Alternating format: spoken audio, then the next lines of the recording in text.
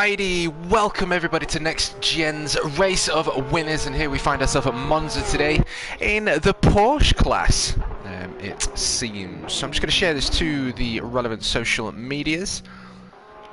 Yeah, NXTGEN boys are very keen to get this going. I'm just going to post this to the relevant people.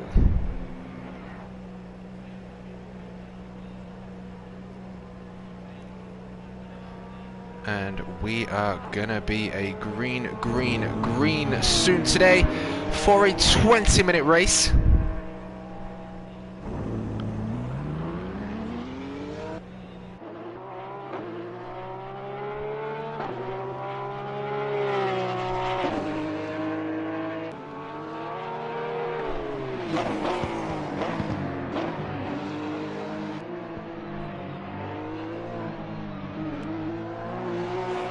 Alrighty.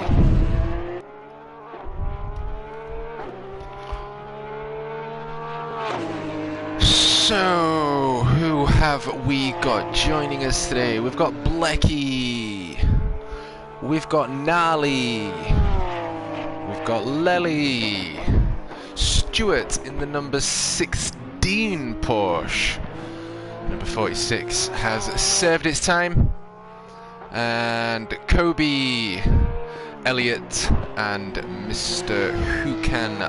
Lucan. So we've just got 5 minutes left to go of free practice.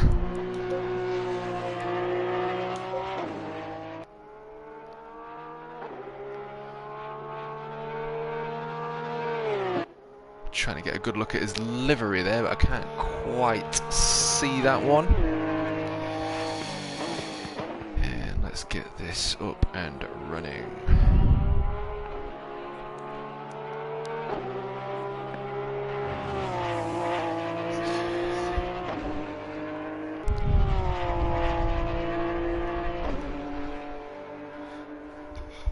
So we've got John Wells in chat. I know that John and Elliot have been working hard to get this one arranged. So, I'll mute myself there, at least I'm coming through. So yes, I'm not sure whether we've got more people joining us today, but nevertheless we have 4 minutes left to go. So before qualifying kicks off, I'm assuming there's qualifying, grab myself my drink, and then we are going to be on our way. Jumping on board with Kobe. I'm trying to get a good look. There we go.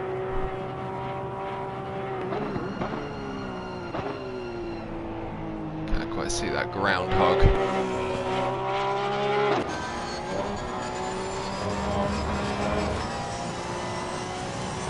Camera change.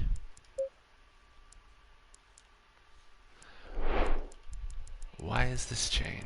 I'm on TV.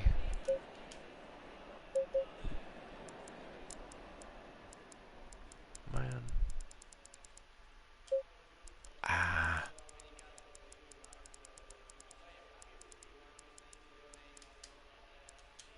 Okay.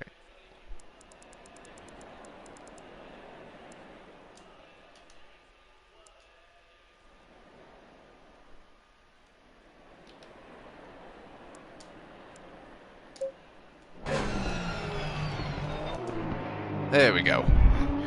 Not sure why that happened. Have a special TV setup, but it seemed to have repositioned the buttons. And Kobe deciding to mow the lawn at turn 1 in Monza, and we have Lucan with the first spot of lap time down. Of course, it is only free practice. 1:53. Someone in a red liveried Porsche here today. Let's have a little look at Hankin. So it's Hankin. No, it's not Hankin.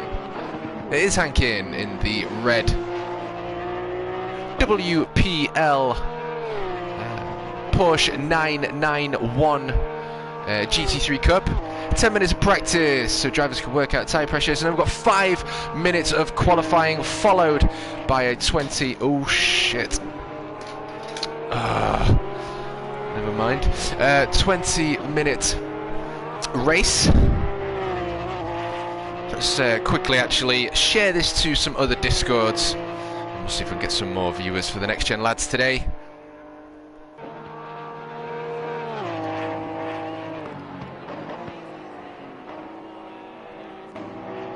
Your live streams. Yep. I've been doing commentary for a while now, and for a while for the Next Gen actually. Strange how this all came along, and must certainly put the Next Gen boys up there with my favourite sim racing community that I like to commentate for. There's some very fast dudes in there, and you guys are always treat to some great action.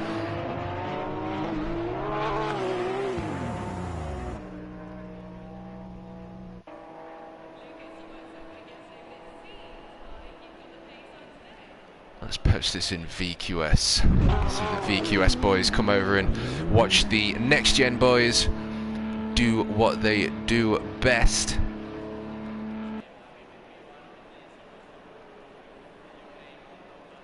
Other content. That'll do.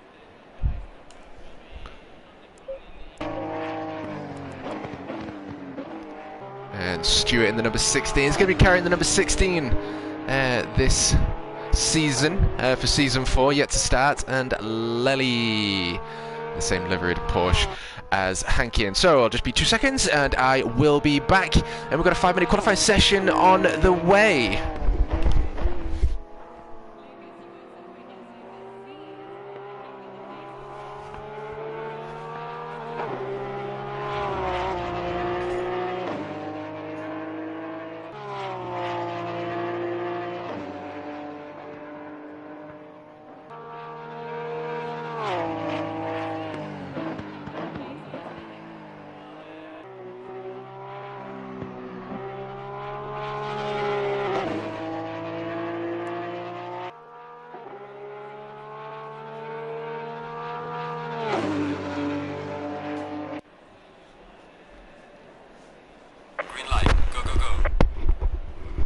Alrighty, so qualifying now underway. We've got a couple of I don't know who's who, just Porsche and Porsche, leaving the pits. Who have we got? Let's have a little look.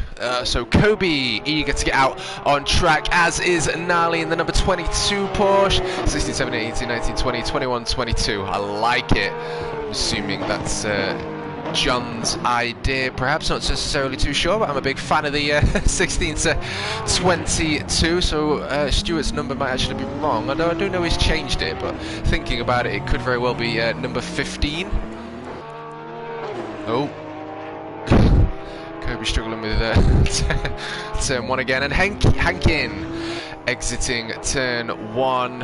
Oh no, it wasn't Hankin exiting turn 1. Hankin deciding to take the Alpha line here at Monza, and probably going to get enough time for 2 laps.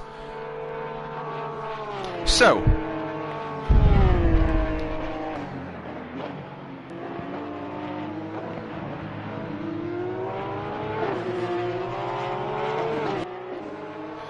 keep track of results so you can keep up with points. 10 for win, 9 for second, 8 for third, and so on. Okie dokie, so winner today will take 10 points, 9 for second, 8 for third, and so on for everyone that is watching. Don't be shy to say hello in the comments section, and thank you to all of those who have smashed that like button. That's very much appreciated.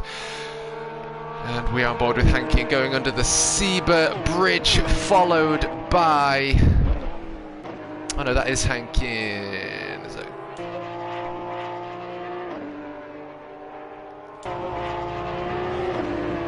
So number 17, Kobe, coming up to the penultimate corner, the Parabolica here at Monza. Of course, we are still on our outlaps, so there's not going to be a time here. So there's probably just enough time now. I don't know how much max time there is after the qualifying session is over, but there may be just enough time for 2 laps, so someone might be able to just get in there at the last second and take a position or 2 away, but we'll have to wait and see as Kobe now comes back up to Monza turn 1.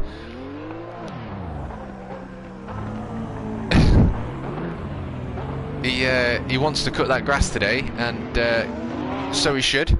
The Monza admins have been avoiding cutting the grass, so Kobe is doing their work for them for turn 1 at Monza.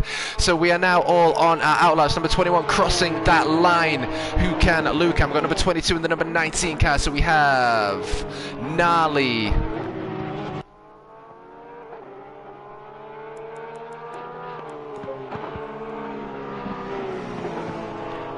crossing that start finish now, and the number 19 of Blecky from Croatia.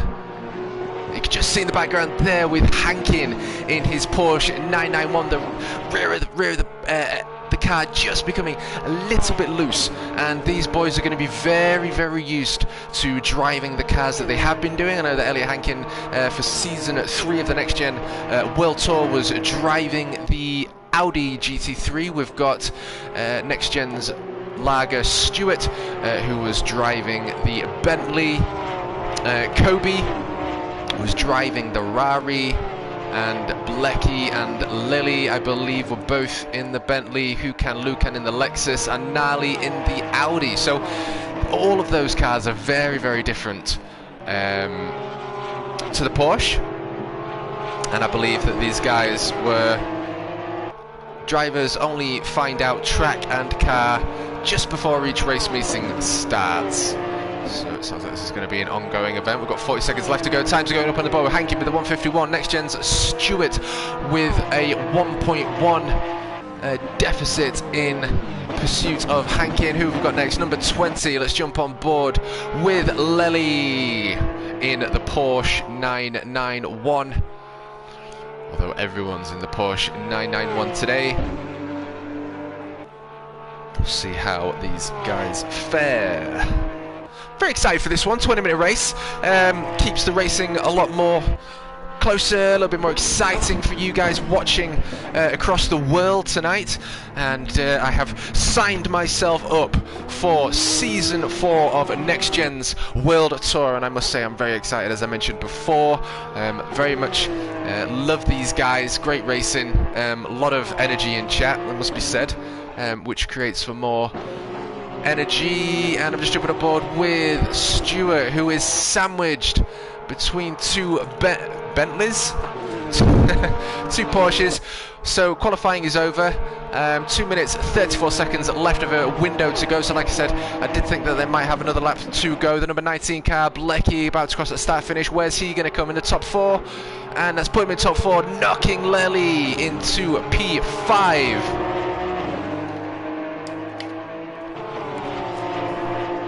Now I'm just going to stay on board with these boys.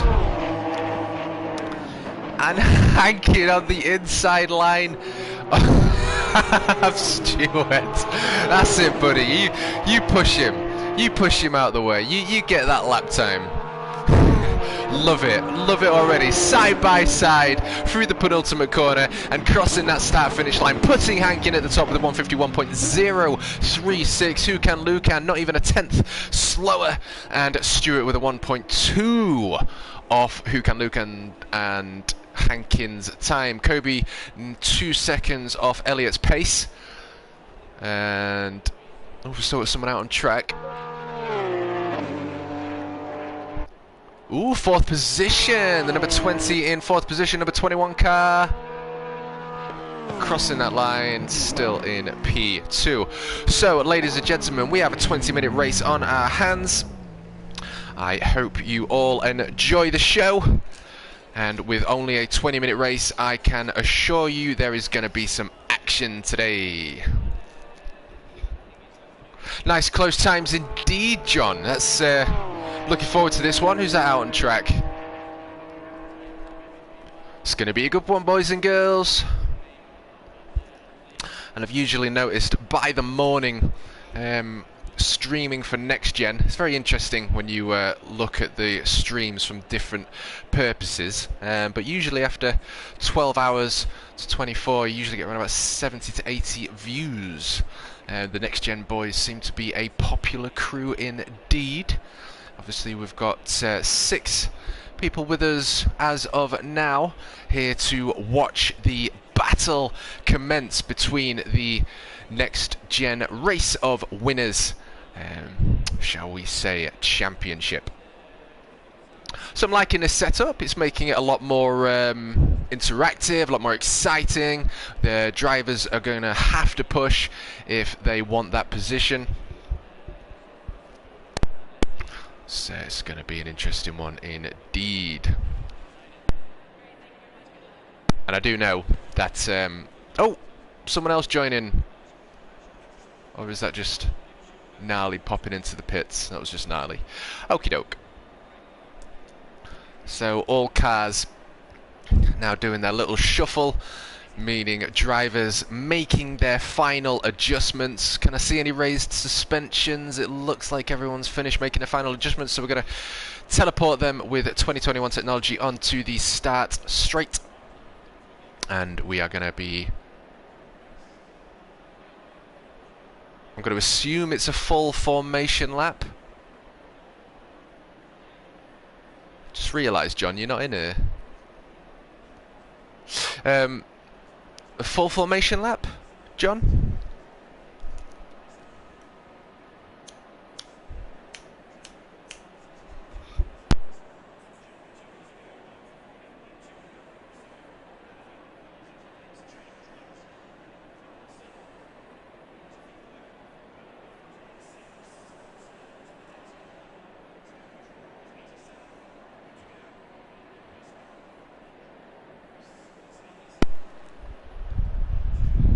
Okie doke.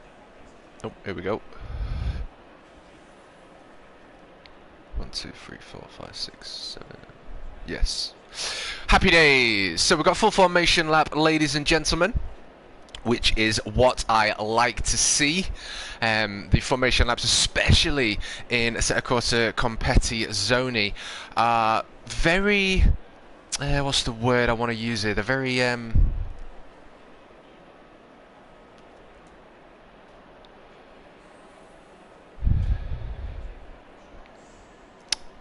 it's completely gone. But the drivers need to be aware of the tyre temps and, of course, brake temperatures, especially for Monza, because, of course, we have the infamous Monza Turn 1. So if our tyres and or brakes aren't up to scratch, we may just be a little bit too hot into turn 1 if the brakes aren't quite up to temperature, and of course the same goes for the tyres. So we'll see who gets the best getaway on lap 1 after the full formation lap has been completed.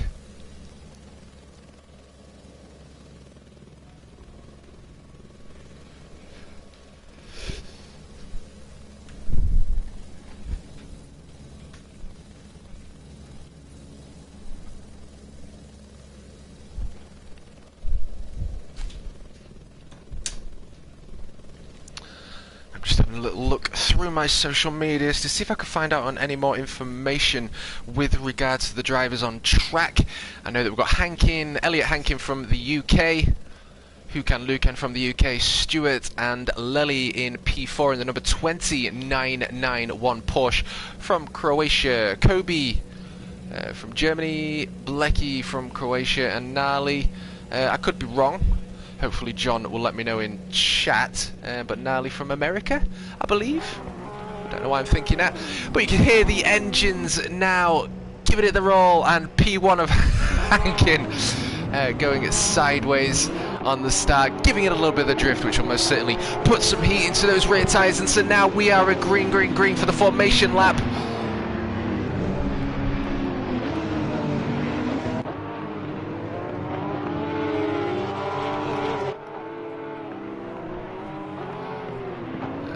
Lecky left to the right, little jumps of the accelerator and hard on the brakes. And Lely with a new tyre warming technique, the 360. Can't back out, so gonna have to stay on Lely's camera shot. So Gnarly Pop is from the UK. Did get that wrong? Not from America. Gnarly is from the UK. So we've got UK versus a couple of Croatians, and of course Kobe Koal Fighter in P. Where are we?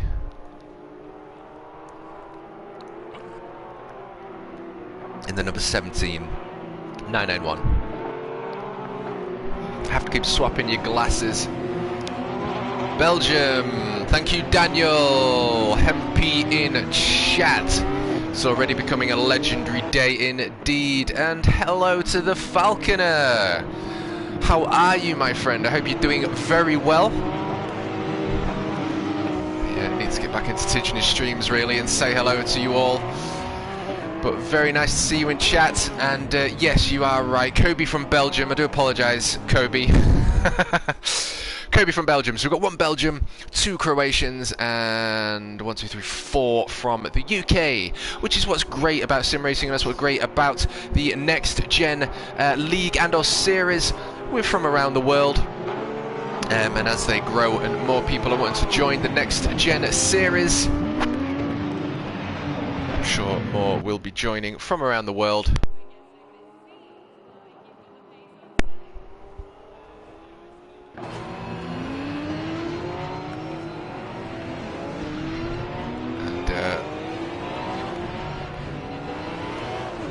Quick little on board. I won't be doing that, John, don't worry. Just while we're on the formation lap. Nice to get a little shot of the cars on a close-up. Sorry about that, nearly dropped my camera. So we're now coming up to the penultimate corner of Monza. Oh, good for being at work. Love it, mate. At work and streaming the Next Gen Race of Winners live stream. So let's have a little look at the Monza corner names.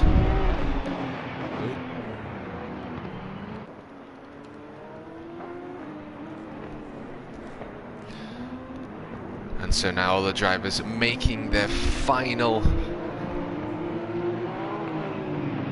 adjustments of tyre and brake temperatures. We're going to see who's got most out of this formation lap and who might be suffering the most. And locally.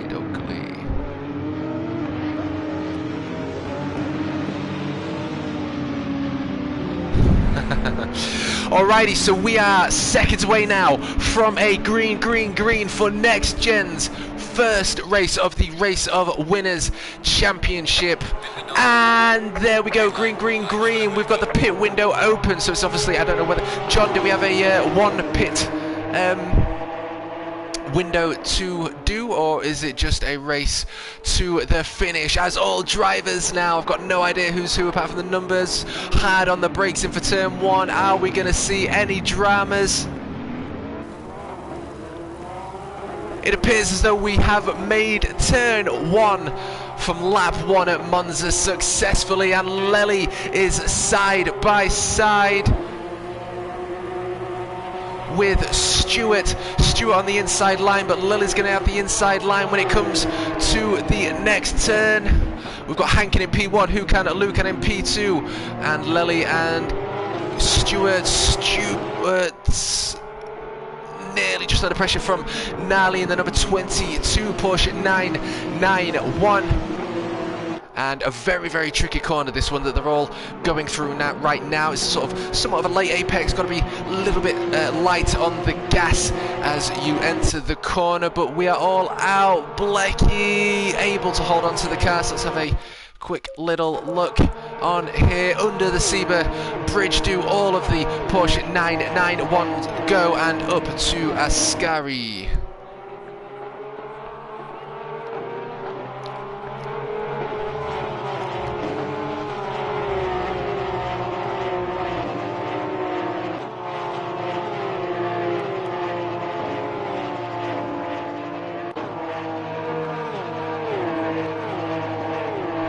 Okay, so up to the penultimate corner here on lap 1 for the next gen race of winners. We've got Hankin in P1, Hukan Lukan in P2, Kobe in P3. We start on board with Lely in P4, hunting down Kobe. We've got Stewart in P5, just within slipstream range, probably just getting the latter ends of it. But let's jump on board with P1 as he comes up to the infamous turn 1 Monza, clipping that apex. And he's just going over the sausage there, but it looks like Hukan Lukan with an incredible apex there. But has he got the exit? Number 17 of Kobe, he's going to cut the grass again. Kobe, whether that's his race done, I don't know, but we'll have to see how the rest of this one progresses. It looks like we've got a bit of a fight here for the fight for P5. Stewart leading the pack, Nally just a 0.8 of a second away in taking P4 away from Stewart. Lely now in P3 podium position. Hukan Lukan only a 0.3 now away from Hankin in P1. We've got an incredible fight already between the number 18 and 21.991 here at Monza for race of winners. Exiting that corner, we've got Hukan Lukan in the slipstream of Elliot Hankin in the number 18 Porsche, followed by Lely and Stewart. What incredible racing already between Hukan Lukan and Elliot as we come up towards Variant Ascari. Hukan Lukan trying to make the most of the track width, not quite keeping that apex, but he's making the most of the next apex. Is he got a better run there, or has tipping them sausages just scrubbed off a little bit of speed? I'm not exactly too sure, but let's have a little look. This is going to be an interesting one. Let's see if we can get a better view on camera. Set 2, number 18 taking a more defensive line. Number 21, Hukan Lukan pushing. Look, you can just see him there going into the green, which is a little bit more slippy. You've got to be careful when you're doing that. So we'll see whether he gets a good run coming up to turn 1. Retifilio. And Nally a 0.3 off Stewart. Jumping back on as they come up to turn 1. See the number 21 Porsche just squirming under pressure there. And Stewart now under pressure from Nally in the 22.991. Nally with not as good of an exit, it seemed, as Stewart in the number 16.991, but it doesn't seem as though he's suffered too badly. He's still well and truly within slipstream range, but we'll see how this one fares. Hukan Lukan a 0.8 of a second away from P1. We've only got 3/4 of the race left to go. Oh, we've gone for side by side. Who have we got here? We've got Nally. He's gone for the inside line to Stewart. Stewart just seeing him. Not late, but just sort of seeing him. You could just see when he noticed that Nally had decided to take that move, but Nally making a little bit of a mistake coming out of Curva di Lesmo, but able to hold on to that position that is taken away from Stewart. You can see him taking somewhat of a defensive line. This isn't a corner to overtake through Ascari. This is most certainly a death sentence if you decide to go for an overtake in there. The cane needs to come out and you need to get a slap on the wrist if that's the case. But nevertheless, we are a 0.448 of a second away from Nally now. Hukan Lukan another 1/10 of a second away from Hankin in P1. Lely in P3, 4.7 seconds away from P2. So we've got an incredible fight here going on for P5. Everyone having to get to grips with the Porsche 991 as quick as they can, as they all find their way on the start-finish straight. Let's just jump on board with Hukan Lukan still chasing Elliot Hankin down in the number 18.991, coming up to Retifilio. And Hankin with an incredible exit there. Now 1.3. Are we going to see that increase again? Nally's still able to hold off Stewart. So what we're going to see here from Stewart, ladies and gentlemen, in the number 16.991, Diaco, you legend, the legendary Dirk in chat. What a pleasure it is to see you. Blecky in last position now.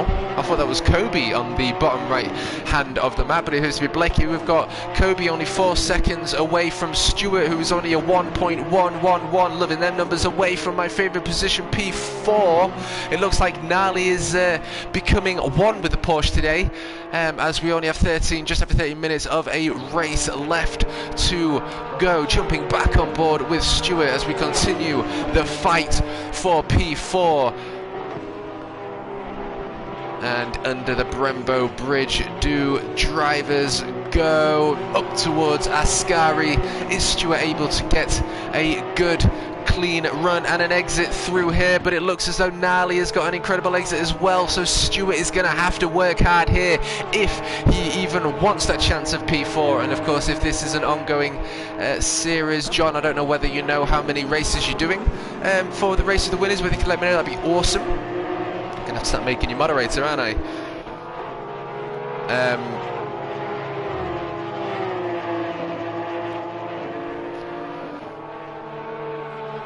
Points, of course, will matter. So the number 18, Hankin, already in and out of T1. Kobe working his way back up, but Stewart now from a 1.111 to an 881. It looks like he's getting 2 grips with the 991. Oh, and who was that was facing backwards? Number 20, Lely.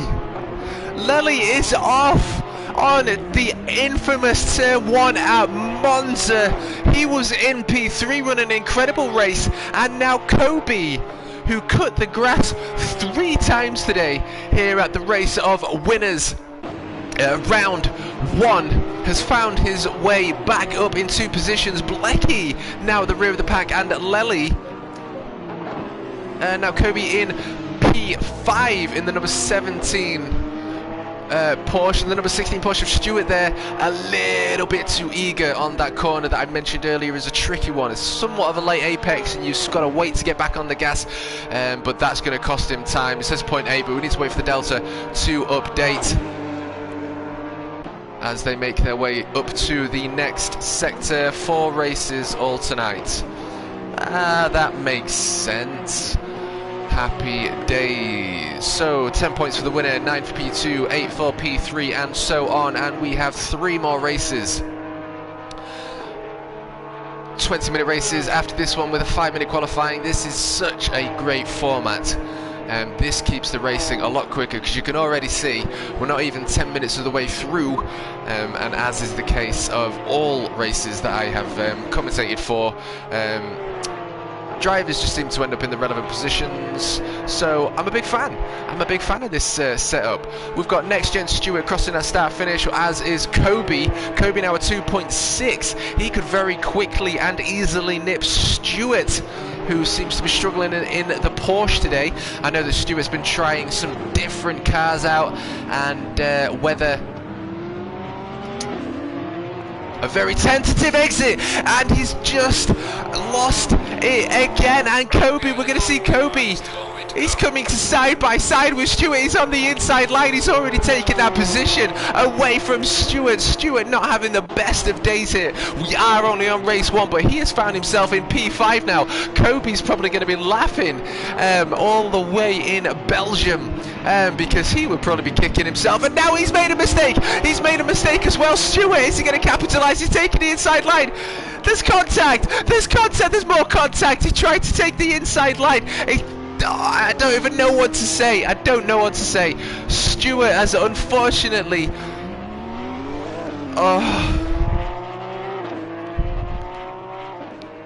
Okay, it is what it is. I'm going to move on, and let's have a little look up to P1. Let's jump on board with Elliot Hankin, who's exiting Ascari, and will now coming up to the penultimate corner, the infamous Parabolica.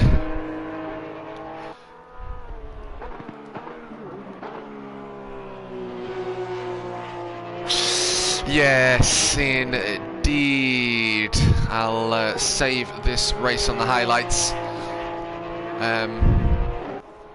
But Ankin now crossing that start-finish line. We've got just over 8 minutes left to go. Number 21 Porsche of Lukan crossing that start-finish line, as is Nali, who has found his way crossing that start-finish line just now, 3.8 seconds behind P2, finding his way in a podium P3, and Kobe in a P4. I'm assuming taking the defensive, somewhat of a defensive line there, struggling to have the best of exits. And as is the case when you're in cockpit cam, especially with just one TV, that's not a problem with this thing. This is most certainly why I want 3 TVs set up for my room. And I know it's for PC, but I'm talking about ultimate setup here because it's very, very, very difficult to know what's going on. You can't see in your mirrors, and Stewart's obviously had the better run. He's taken that inside line. There's been a little bit of contact, and unfortunately we have observed what we have, and now Stewart in P6, but Blecky is 13 seconds away from Stewart, and now 4 seconds away from Lely in P6 in the number 16.991. And I just want to have a quick look, John, at the Porsche, just regarding, see whether he has damage. I can't go left and right, but nevertheless.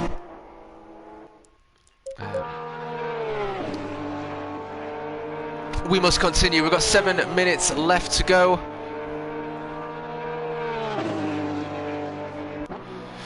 Yeah, it's an interesting one, Dan. What do you think, mate, from watching that? Might be able to bring up the replay. I mean, it seemed to be malicious, but God, it's just such a gutting thing when it happens. You just, if you could rewind time, but this is racing, and thankfully we're doing it on a simulator, and we're not in £200,000 to £300,000 cars, because it happens in real life, and it's a lot worse in real life. Sometimes Nali at 1.6 away from Lukan, which is the closest fight. We've got just over 6 minutes left to go. And when I was doing testing for TMKup Season 2, we did 30-minute races, 20-minute races, and 15-minute races. And I ended up opting for the 15-minute race because the last 5 minutes just didn't really seem to do anything. But obviously I'm only talking with regards to myself. It's not a criticism, please don't think I'm saying that at all. Just sort of explaining my own experiences, if you will, because I'm a fan of the shorter races, but you're having more in one night. That's such a clever idea. I'm a big, big, big fan of that. Same track as well. Nali is absolutely steaming it. Let's have a little look from John the Helicam man. Paul the Helicam man was drafted in for Season 3 of the NXTGEN World Tour, and for Season 4, and here today for the Race of Winners, we've got John the Helicam man, and we are following Nali as he makes his way through Ascari, and looking at how stable that Porsche is and the line he took. Nali has most certainly taking the outside line, and he's already got the inside line, but Lukan with the racing line, not quite clipping that apex, but has he got a better exit? He doesn't want to lose P2, and he is pushing to get P2 back, and back into the slipstream of the new P2 of Nali in the 22 Porsche 991, now chasing down the 991, number 22 in P2, Hankin 6 seconds up the road, and we now find our way coming up to turn 1 here at Monza with just over 4 minutes of racing left to go. Nali clipping that sausage, but Lukan with an incredible exit there for turn 1 here at Monza, and we now work our way up to Della Roggia. Can Nali take back? Who can Lukan take back P2 from Nali? The number 21, Lukan running a little bit too fast. That's going to be... Oh no, we've had contact again! Oh, this is what's happening. Lower. My brain cannot cope with the information. That was Kobe. we've gone off again. Kobe is on the inside of Ukan Lukan, who was in P2, and we've now only got 3 minutes and 36 seconds of a race left to go here for race 1 at Monza. The number 21 Porsche was in P2 and is now finding his way behind Kobe now. And Kobe, of course, as we all witnessed earlier, went to mow the lawn at turn 1 at Monza for the 3rd time today, and is now found his way into a podium finish. The P3 LCD screen at the top left of his window.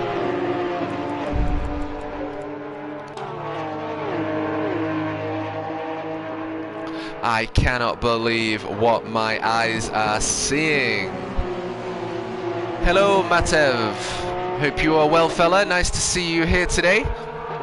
Streaming the next gen race of winners chat, and my good god, have we had action upon action upon action here today. Oh, look at the drivers now, they are all following each other, trying to capitalize on as much free possible time as they can, as Gnarly is in the front of this pack of 3. Hankin now up the road, 17 seconds gapping this pack of 3 as the fight for P2, the podium pack P2 and P3 is underway. We've got just over 2 minutes left to go. I'm sure we're going to see some more drama here as we continue to race through the race of winners here at Monza round 1. And of course, like I mentioned earlier, the winner will receive 10 points and P2 will be 9, P3 will be 8, and so on. All drivers looking as though they had a pretty good exit there.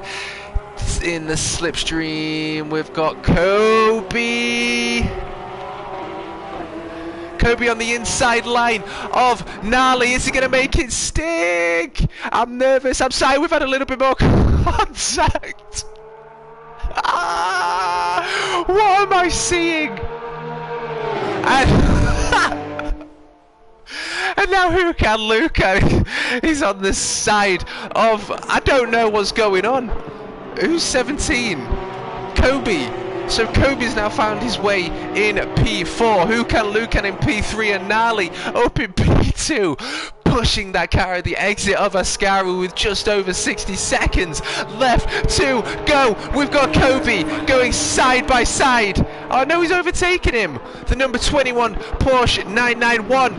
Clearly not with the best of exits there. Exiting Ascaru. We've got just over 60 seconds of racing left to go for round 1 here at Monza. My good God, have we had action. Kobe in P3, Gnarly in P2, and Ukan Lukan now in P4. Kobe's going to be laughing in his Belgium cockpit roundabout now.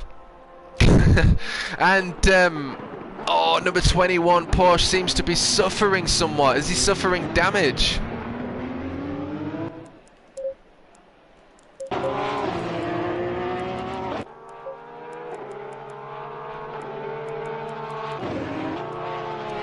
Oh no, Ukan Lukan, he must be suffering extreme damage, or his soul's just left his body. I'm not too sure, but yeah, he ain't racing, but he's finishing it off. And now Kobe!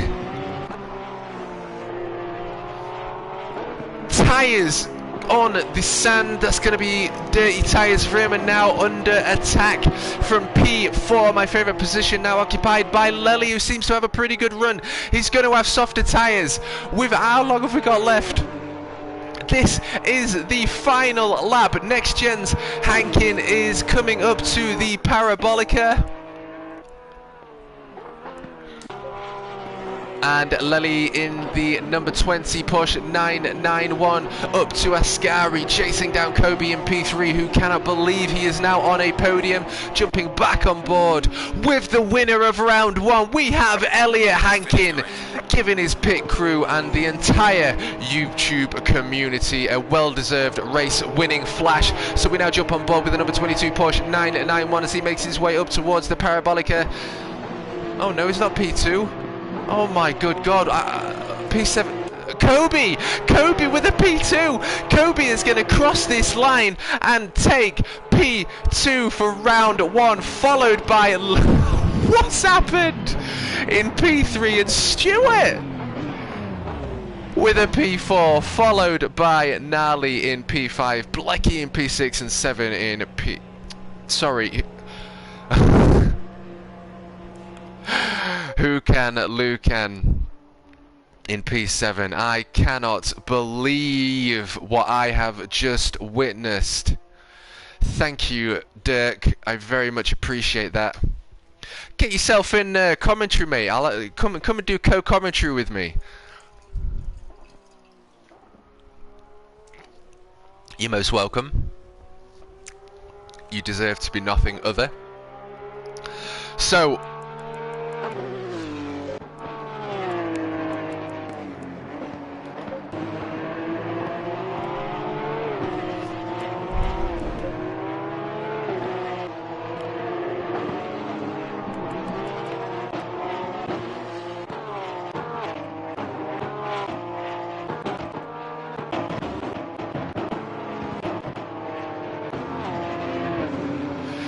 we have had an incredible amount of action today. Oh, okay, that was just...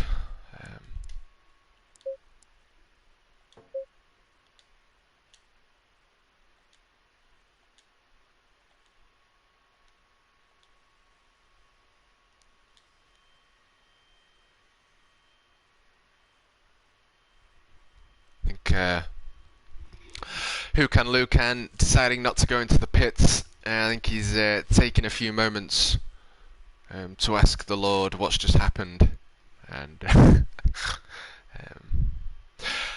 my brain is struggling to process the entirety of what's just happened there. Practicing at Spa, good man, you get yourself in there. So we're going to be on for round 2 soon. We've had quite a lot of action take place.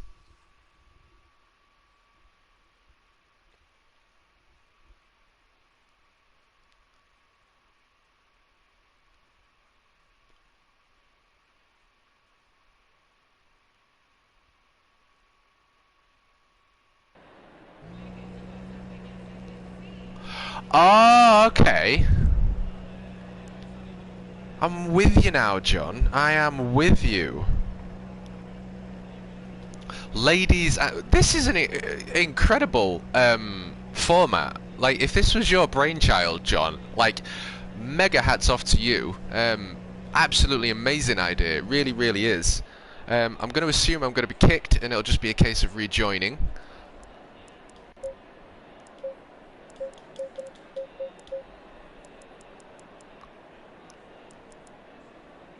Do it.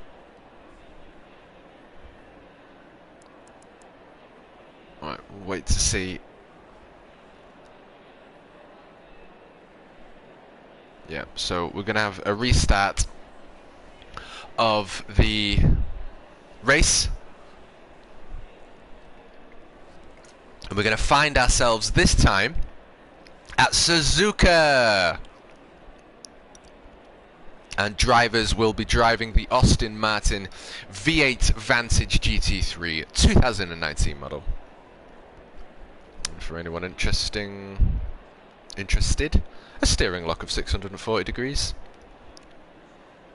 Yep, absolutely perfect, John. Thank you very much, good sir. I appreciate you keeping me updated. So, ladies and gentlemen, we're about to have the server reset.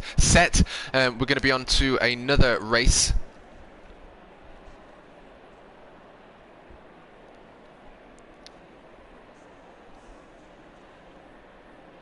At Suzuka in the GT3 Aston Martins. So give me a few moments, boys and girls, and I will be back on mic. I hope you have enjoyed that first one. I most certainly have. And yes, we will be back on mic in a moment.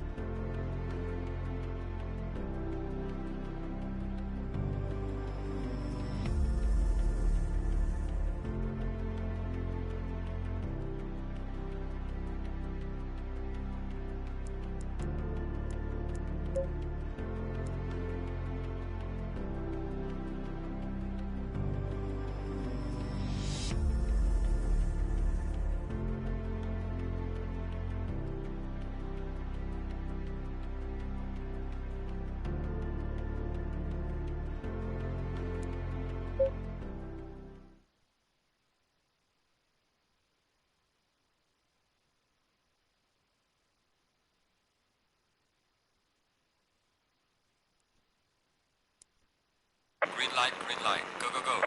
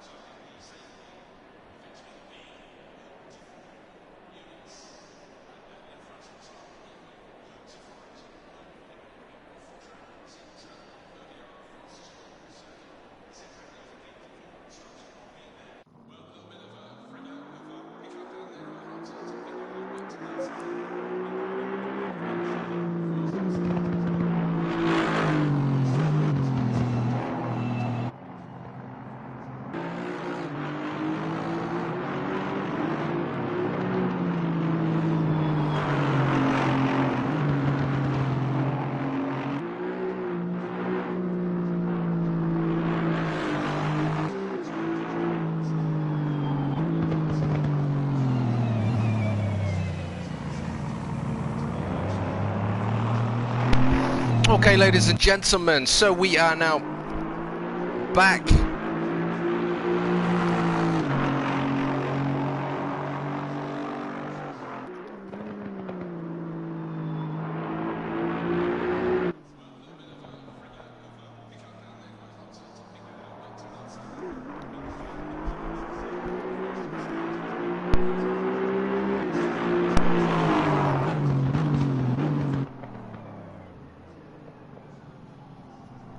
Kobe's having a great time trying all these new cars.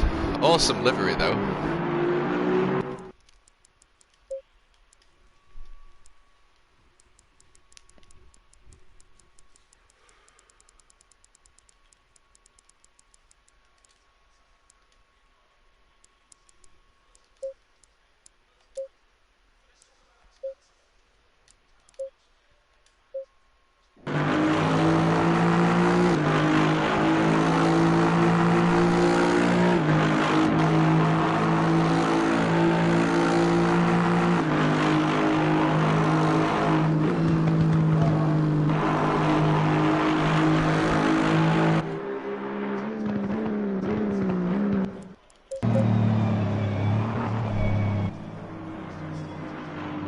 Very wide. Oh, the penultimate corner there of Suzuka. Just look at that map.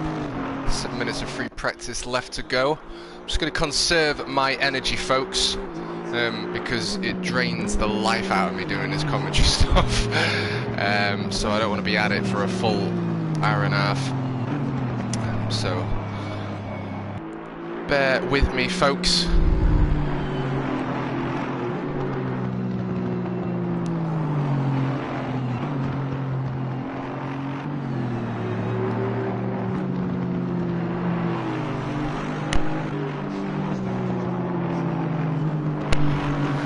Yeah, the Austin V8, nice man. We're going to have a nice soundtrack here today, especially when we see all the drivers go past that pit wall. I'm always a big fan of the cars going past the pit wall. It sounds beautiful, so these Austin Martins are going to sound amazing. And when I actually went to see the British GT3 for the first time at Silverstone, the Austin Martins and the Bentleys, the roar that came from them, especially the Austin Martins, my good God, beautiful sound, beautiful.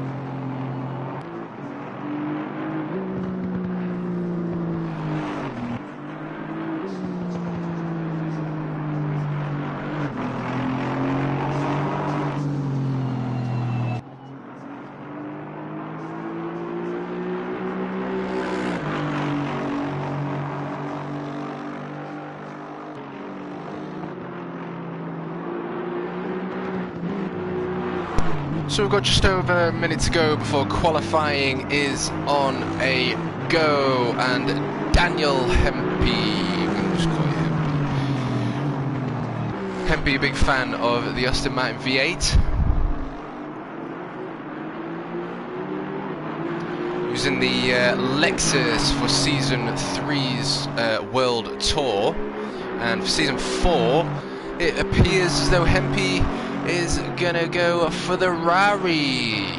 90% certainty there, so there's a 10% chance that there could be something else.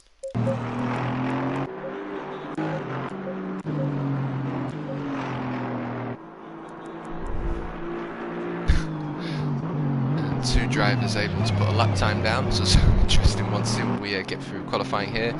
And Mr. V-Spec in the house. Hello, good sir. Hope you're doing very well. I don't know whether you catched any of the first race, but my good God, was that action-packed. If not, you'll definitely want to watch the first 10-20 minutes of this race when it's finished. We're just going into qualifying now.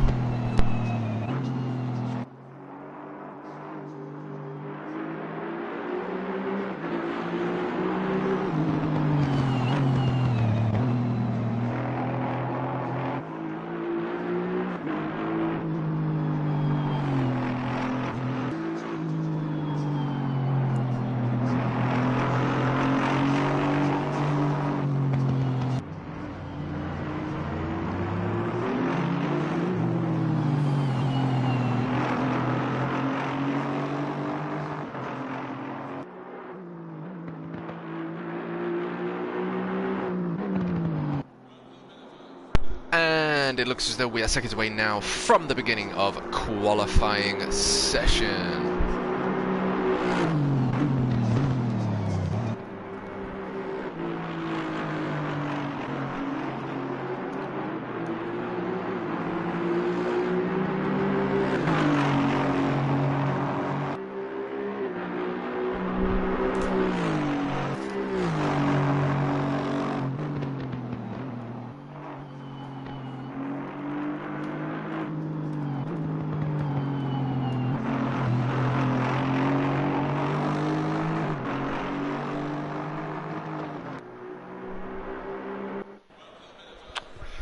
Okay, so here we go. Drivers already out of the pits. Who is it? Who is the most eager today for the second race for the NXTGEN Season 4 GT World Tour Race of Winners Round 2? Kobe first out, followed by Lucan from King's Meat Snacks. Let's have a quick look at his livery. We didn't see that one, did we? What a beautiful drift there from the 37 Aston Martin in the King's Meat Snacks livery. And he's done it again. No damage. Careful. You calm yourself down there, Mr. Lucan. Getting used to the car. I'm not sure whose idea this was. Whose idea was this with regards to different cars, different events?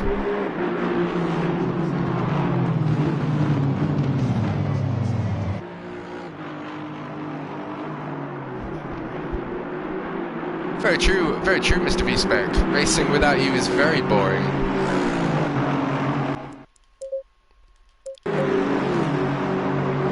So who's going to be first to cross that line?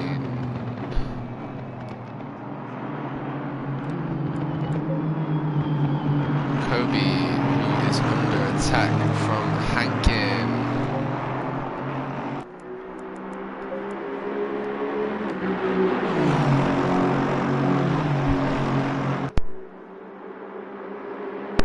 All right, it's a great idea. It's a great setup. I like it. The choice of cars is funny because they're struggling. And that actually makes it more entertaining. At least it's you know, not a serious event like your actual season. I like it anyway. It's very clever, very clever. Get a green flag wave there as well from the marshal, saying you go, push. Oh, we've already got some lap times. Oh, that was just the out lap time. With you. So all drivers now. We've got Hankin ahead of Kobe in the qualifying session, and Kobe is being hunted down by Lucan in the number 37 Aston Martin V8 Vantage GT3, and we're here at Suzuka for round 2 of 4 for the Race of Winners series. I'm sure you will, John. I'm most certainly expecting that chat to light up with you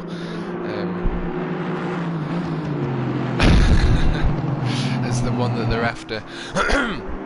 But I'm a big fan, mate. I'm a big fan. I've got your back. This is funny. Hankin seemingly getting to grips with the Aston Martin. He's going to be first to put a lap time down here at Suzuka.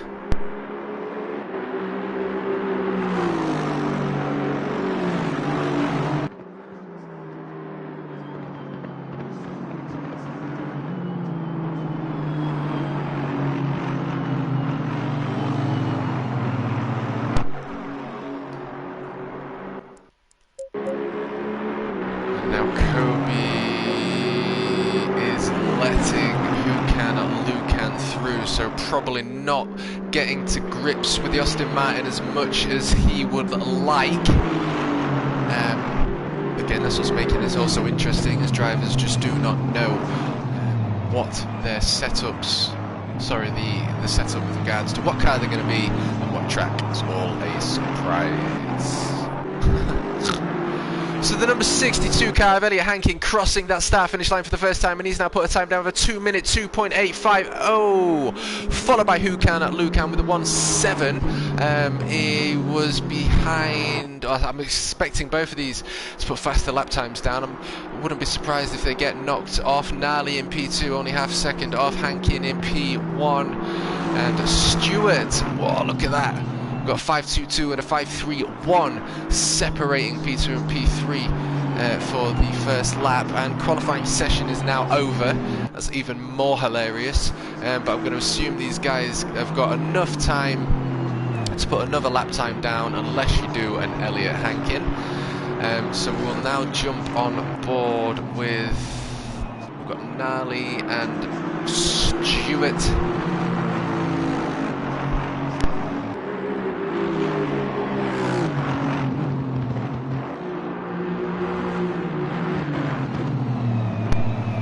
Ciao, Mr. V-Spec.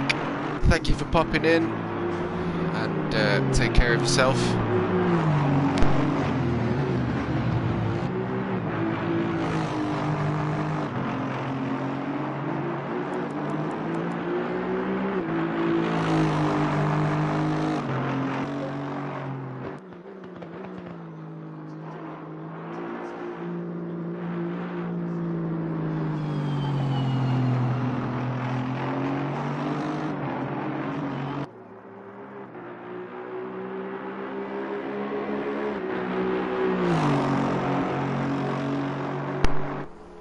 Ugh. And so we've got Kobe and Gnarly and Lecky. All these Through the penultimate corners goes the number 96 Aston Martin, driven by the Belgium Kobe. Qualifier, what damage is he going to do as he crosses that start-finish line? And it's a 2.3, finding his way in 5th position, but we've got Blecky.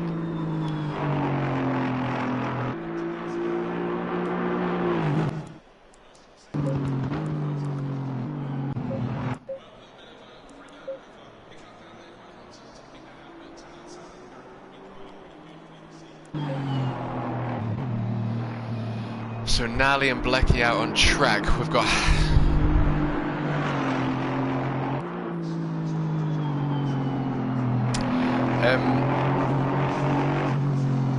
I haven't taken a photo of the race winnings, John. I don't know whether you want to just quickly rewind that and take a screenshot, do you? With regards, because you need it for points, right? I don't know whether you just want to take a photo at the end of each race. Because then you've obviously got the points. Obviously we can have a look back at the stream again. But I've just thought just then you're going to need points, aren't you? With regards to the race winnings, very close times between the top 3. Hankins seems to be getting to grips, although not on that last lap. Nally in P2, just a 10th, closer to 2 tenths, but maximising his time on track, doing what no one else is, and that is getting used to the Aston Martin and Suzuka combo here for round 2 of the Next Gen Season 4 GT World Tour Race of Winners. Round 2 at Suzuka. Pushing a little bit there, very, very nice still moves, still got track warnings, but another lap under Nally's belt. One to watch out for. We had a lot of action in the, nice one John, nice one, just seen, in round 1, so I'm assuming that round 2 is going to be a action-packed one as well. Of course, like I've mentioned, we have drivers getting used to this track car combo for the very first time. For anyone new to the stream,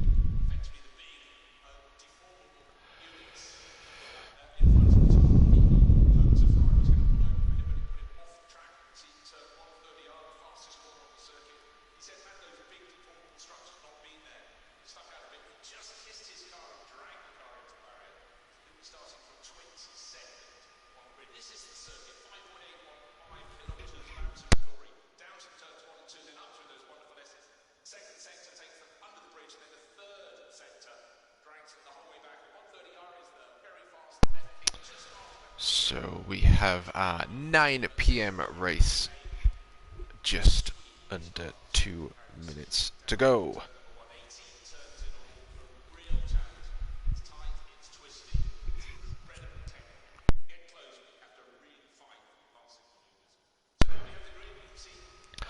It's worked out alright, yeah, 9 PM at 9 PM. It's just what you want, isn't it? Oh, I have to get myself a second drink after this one. I got to treat myself to a cider actually. I might just put that in the freezer now. Ready for the last 2 races of this monumental night. Here for the Race of Winners.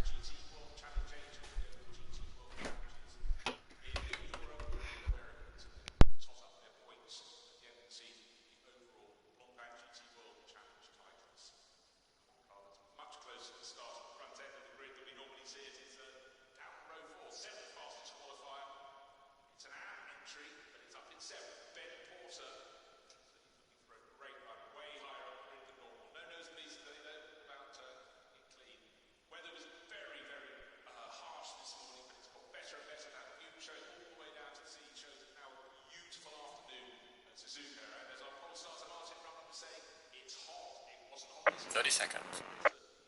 It's gone from about 10 degrees where it was when we visited this time 12 months ago, back up to around 30-degree mark, and the humidity 20 seconds.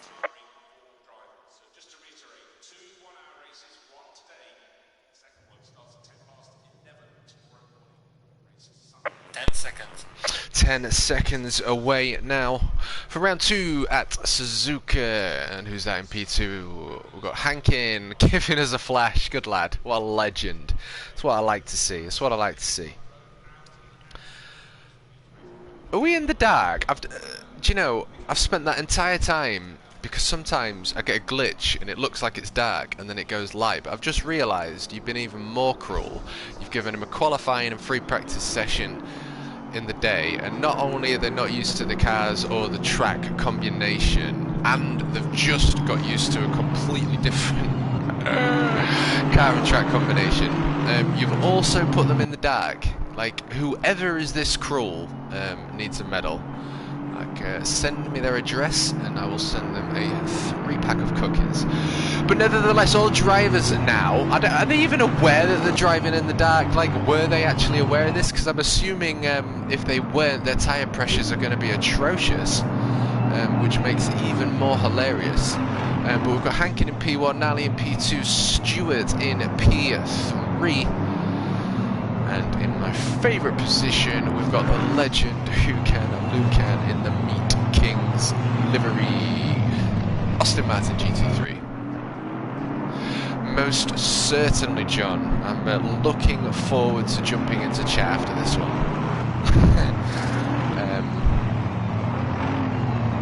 So, like I mentioned before, formation laps are very, very crucial and important in ACC. This isn't Gran Turismo.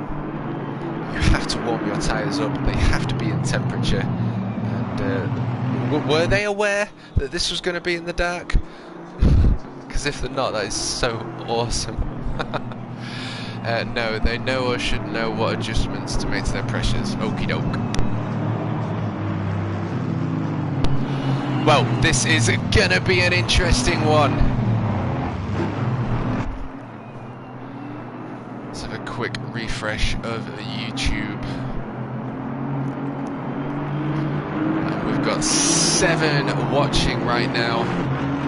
6 likes. I'm a very big fan. Thank you very much, folks.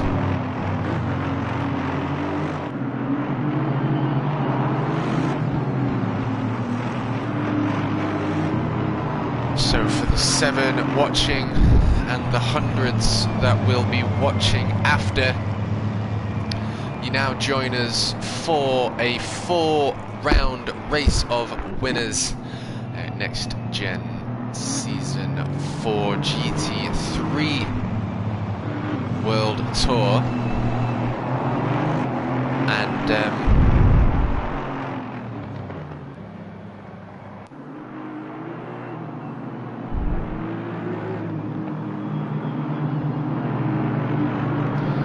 find ourselves on round 2 of the 4 races here tonight. The first round was absolutely hilarious. I'm expecting this one to be just as good, if not better.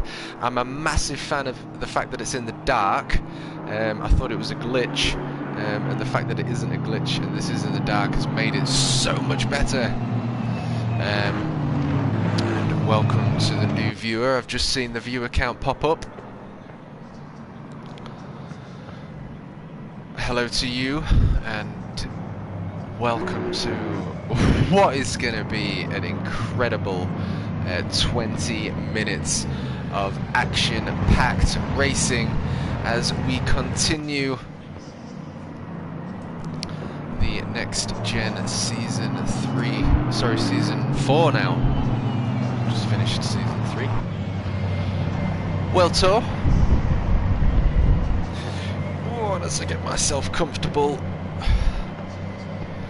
I've got my drink in the freezer ready for round 3, and we are waiting for those red lights to drop here for round 2 of the Next Gen Season 4 GT3 World Tour race of winners, round 2 here at Suzuka in the dark, and we have a green Lucan stung with a drive-through penalty as all drivers now make their way up and into turn 1 here at Suzuka.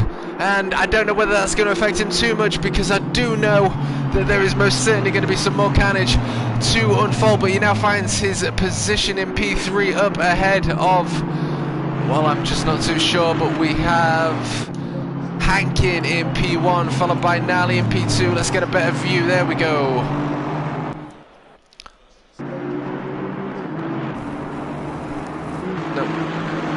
Commentator 2 looks to be the widest shot as we jump on board for the fight for P. Oh, so Kobe finds his way to the back of the grid.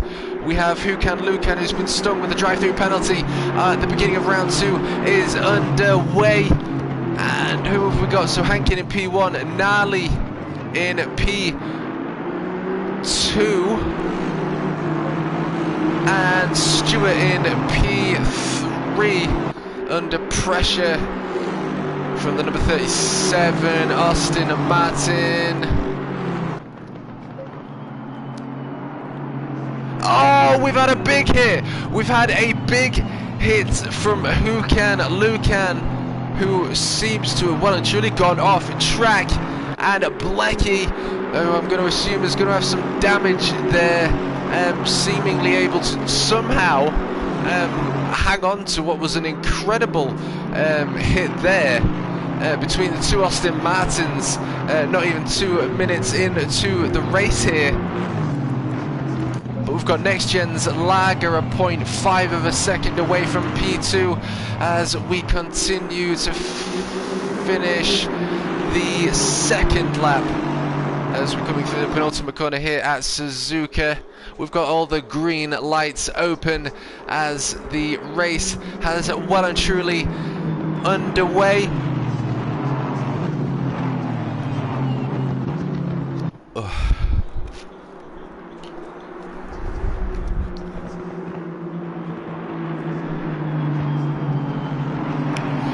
Thank you, Simon. That is very kind of you. Lovely to see you in chat as well. We've had some carnage unfold already, and now we have a fight for P1. Elliot Hankin is in control, but can he keep the distance? He's well and truly within slipstream range of Nali, who has spent most of the time out here on a track. A lully 0.4 of a second away of Kobe, now a 0.3. Let's have a little look, see whether he is going to make an attack.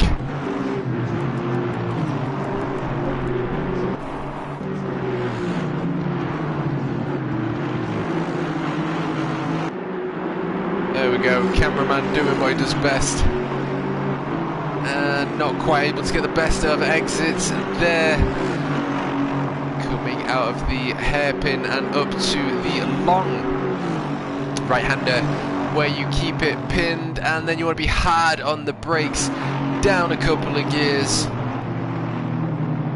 And not quite able to make anything happen there, so we jump back on board to an incredible fight for P1 here, as the number 62 Austin Martin is able to hang on to P1, but look how close we are for the fight for P2 and P1.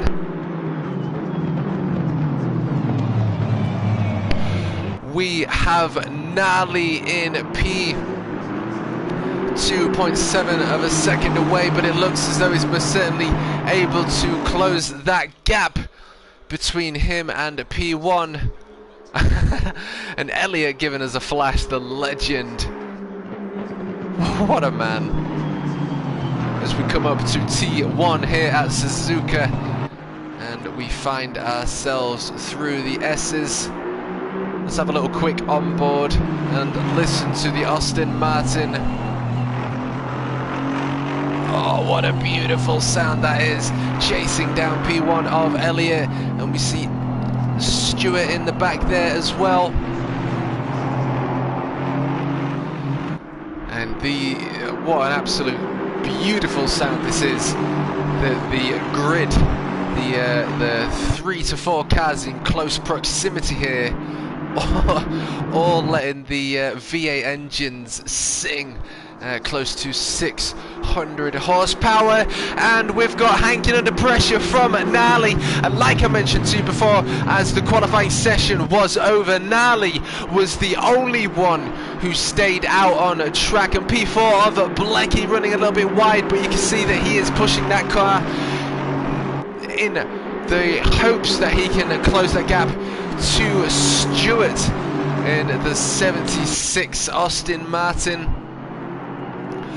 But it appears as though we have a fight.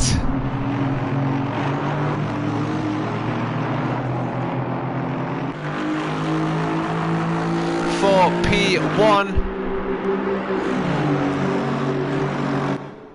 as they come up towards the closing sector here at Suzuka, and we have 4 rounds today, and of course these races will be in points, so 10 points to the leader, 9 to P2 and 8 to P3 and so on. And so with regards to the 4 races that we have tonight, it's going to be interesting to see who comes out wearing the crown for the Next Gen Season 4 GT3 World Tour Race of Winners Championship Round 2. And look at the action that is unfolding.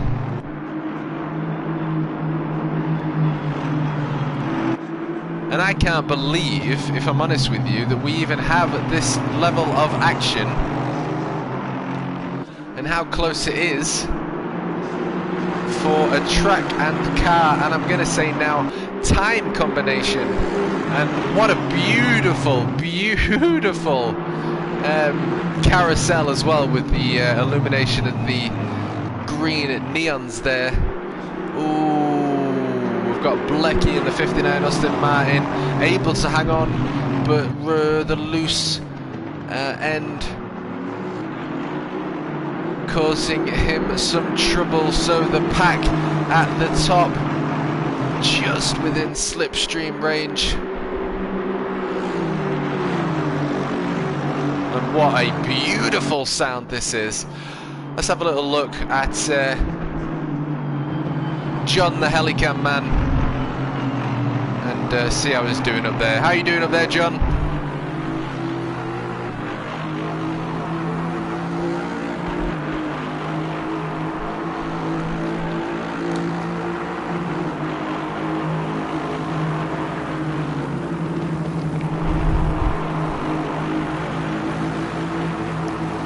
Hempy, you should get yourself in chat and you can be John the Helicam man.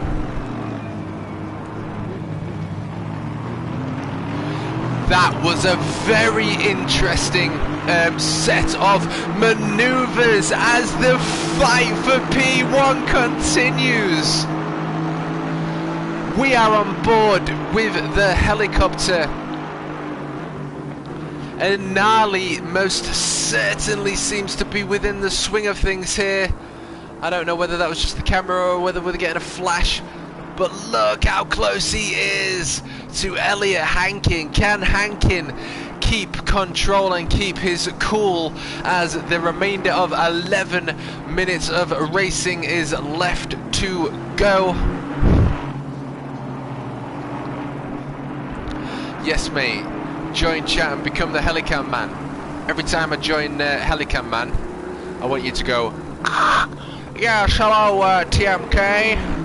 It's John the Helicam man, and we find ourselves watching the number 9 Aston Martin chase down Next Gen's Hankin and the number 62 Aston Martin, and we have some incredible action here today at Suzuka for round 2 of the Next Gen Season 4 World Tour. And now we jump back on board to the camera shots for the viewers' pleasure at home.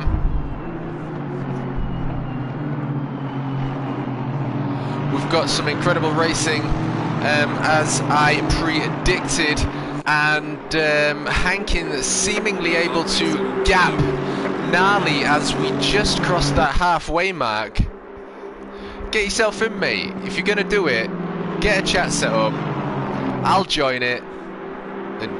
And you're the Helicam man, and we're going to now jump on board to John the Helicam man and see what he has to say. from the skies. Yes, thank you, TMK. We've got a 0.7 second of a gap between P1 and P2 as we close in on the final 9 minutes of racing. And John Wells from the NXTGEN Season 4 managerial team has just said that he has sent TMK the race 1 results, but we continue to watch Gnarly chase down NXTGEN's Hankin, and the gap is now pushed up to a 1.2. Not sure whether he'll be able to take P1 away from the legendary Elliott, but we'll see, TMK. Thank you, John, the Helicam man. It's most certainly an interesting one. The gap seems to be opening and closing, and let's have a little look with regards. So NXTGEN is only 0.6 of a 9.5 away from P2. Again, Nali's spent most of the time out on track here at Suzuka. The boys don't know what track and car and time combination that they're given,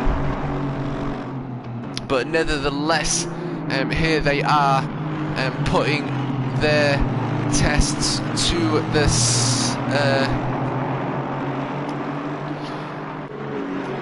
their skills, shall we will, as we come up to Sector 3 of Suzuka. We're just over 7 minutes of racing left to go.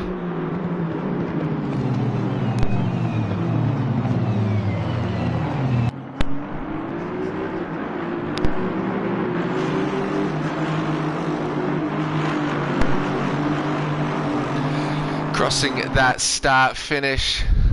Does Elliott give us a flash? Not this time. I think he's most certainly in the zone now, as Nali was most certainly giving him some pressure, and he was in his bumper at one point, and ever since that point has backed off to now what is a second. So I'm assuming Elliott may and well and truly be getting to grips of his car and track combination. Let's just have a few more seconds and listen to the sound of the pure brutality and Aston Martin porn. That is the Aston Martin V8 Vantage.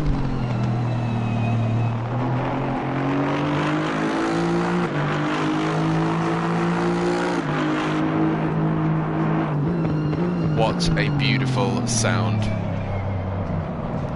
Gnarly just clipping the apex, Hankin a little bit of a loose end there that might cost him a little bit of a run, but we'll see whether Gnarly can make anything happen there in the number 9 Aston Martin. We've still got Stewart still in a podium position. Blecky 3.5 seconds away from the podium pack, so the fight for P1 continues. We've just got over 5 minutes of racing left to go.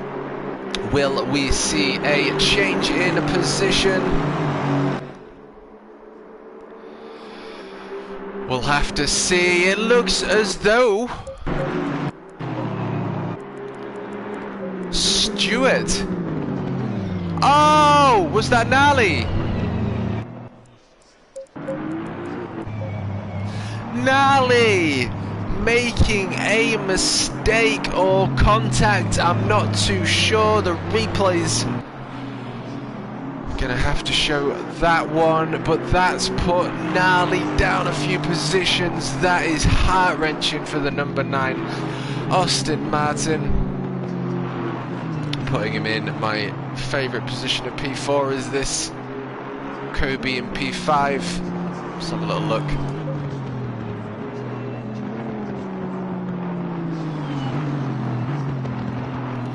Indeed, so Kobe in the number 96 Aston Martin is now in the hunt of Gnarly in position TMK.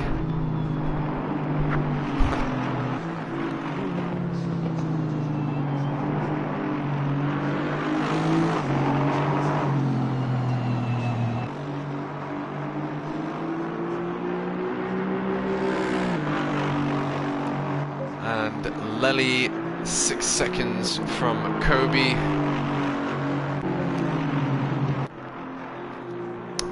And Lucan with a brutal, I don't know what happened, but a brutal beginning nevertheless. So we now jump on board with what was the legendary 46 Bentley and is today and now the 76 Austin Martin Stewart. NXTGEN's lager. Just over 3 minutes of racing left to go. We've got a gap of a 1.6 between his fellow NXTGEN Hankin, Elliott in the 62 Austin Martin. Can he make anything happen? We've got Blecky just under 4 seconds of a gap between himself and P2, but in a podium position nevertheless, and in a comfortable podium position of 6.2 seconds of a gap between him and TMK with Nali.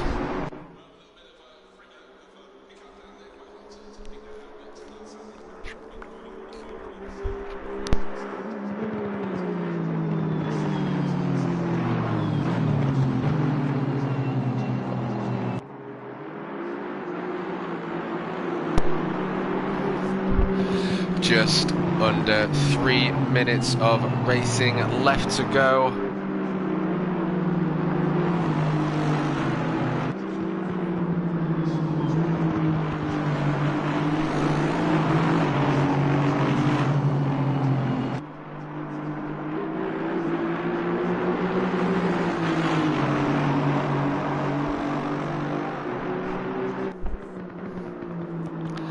And now Stewart, half a second.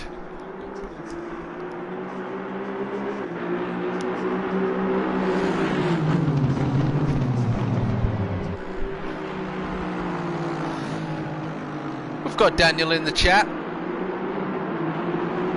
Hello and good day, good night, good evening, wherever you are, wherever you're from, good sir. You have joined us at a crucial moment for round 2 of NXTGEN's Season 4 GT3 World Tour Race of the Winners. Round 2 of 4, and look how close. We've now got a flash. He's flashing him. He's giving him one for. And Elliott flashing back. We've most certainly got a fight on our hands here for P1, and that's most certainly going to make an effect on the standings. We've got 1 minute 23 seconds of racing left to go as we come to the penultimate corners here at Suzuka. What are we going to see here as we come to the final sector here for round 2 at Suzuka, and this is most certainly going to have an effect on the standings. Leader on the final lap, this is it. Let's have a jump to John, the Helicam man, and see what he's got to say. Hello TMK, yes, what a most certainly incredible turn of events we have here. We have Stewart in pursuit of Elliott in the Austin Martins. He's most certainly made up on a few turns, and look, he's getting even closer. He's most certainly going to make a move now. It's back to you, TMK, but look at the action unfold. Most certainly, John, I cannot believe my eyes. Let's jump back aboard with Stewart as he is on board in his Austin Martin, and we're going to see a move here as they go under the bridge and up to the final chicane of the Suzuka round 2 here for the NXTGEN Season 4 GT3 World Tour, and he's lost it, he's given position 2 away. No, Stewart, is he able to hang on to P2? He's now getting flashed. He's getting flashed by Blecky in P3. He wants P2, but is he going to give him it, or is he going to fight for it? Because ultimately he does not have obligations. He's gone for the inside line, but is he going to give him it? I don't know whether he's on the grass. There's going to be contact. There's contact. Both drivers now losing control on the final lap here at Suzuka. What am I seeing yet again?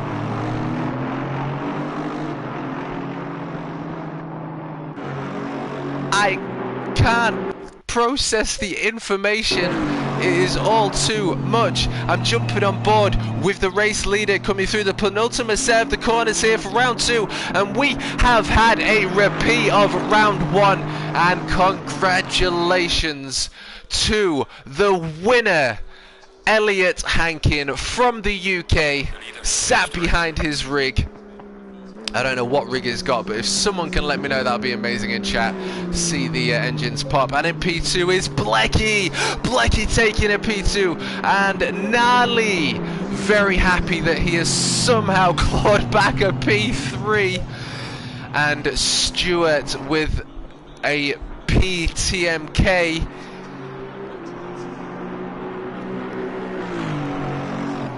The glory of P1 paid its price. Kobe with a P5 and Lely with a P6. Lucan with a very unfortunate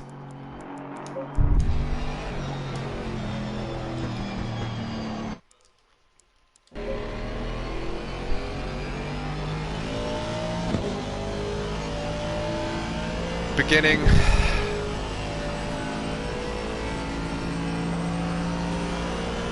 Thanks, Dirk.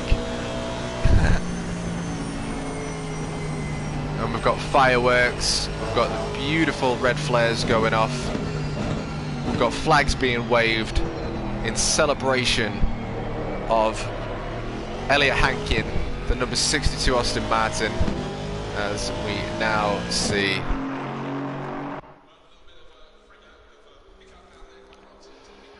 Lucan cross that line and give us a beautiful drift and hopefully some donuts as round 2 comes to a close. Amazing last lap, as John Wells says in chat, and I most certainly think he is going to be being called names in in chat.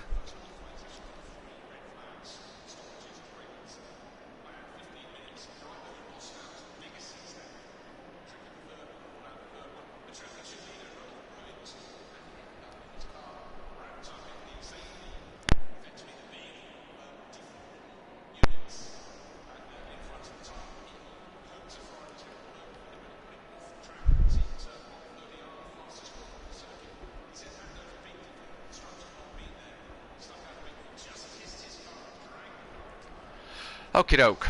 So, with John Wells taking another photo of the race winnings.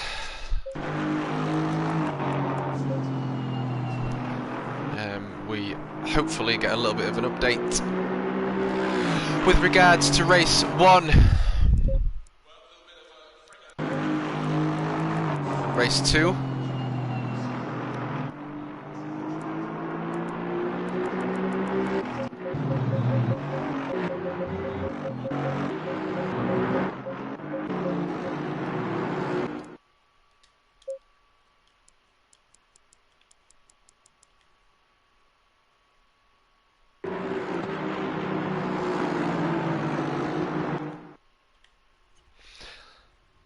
It's a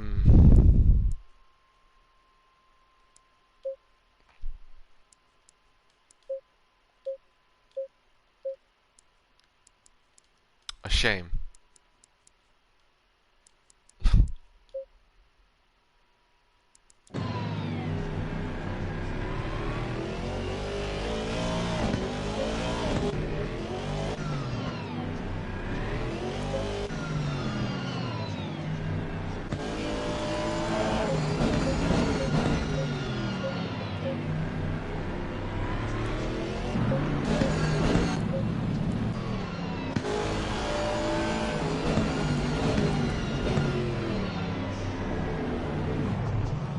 The curbs.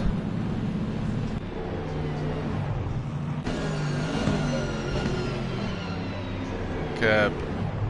He's not even back on the gas. He hasn't done anything wrong.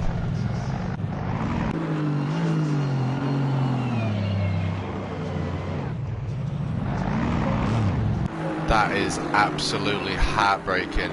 He didn't do anything wrong.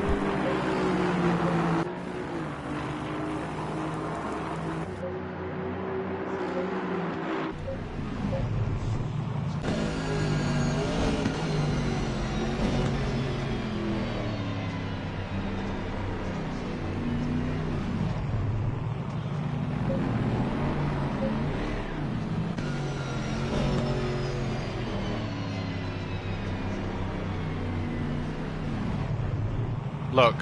Look at his feet. Oh, look at his bottom left. Look at his right leg. Nothing. It's nothing.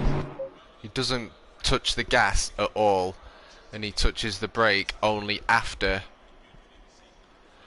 he realised the car had spun out. He didn't do anything wrong. He didn't do anything wrong. Now, maybe the only thing I can think of,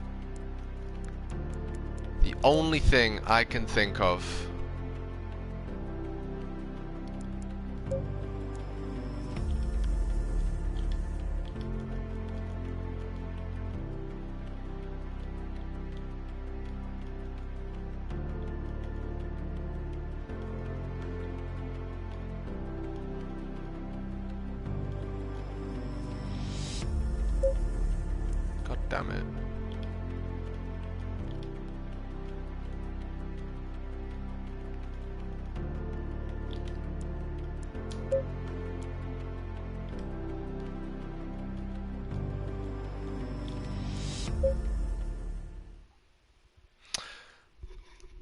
Thank you, John. Appreciate it, mate. Ah, you. Oh my God. Who's in control of this shit?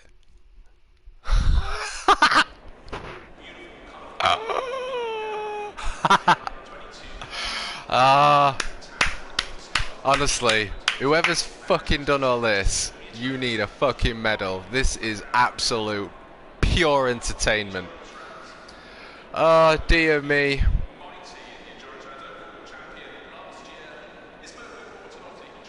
Oh dear.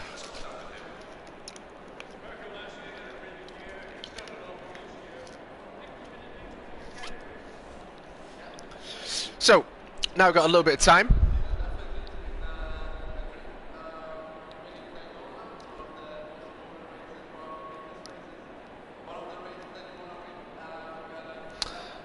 Can have a quick little look at the race 1 and compare them to the race 2 results. And the winner of race 1, guys, it's raining. Yeah, absolutely, it is indeed. Oh dear me. Elliot Hankin, 11 laps in, P1, and in P2 was Kobe, followed by Lely, Stewart, Nali, Blecky, and Hukan Lukan.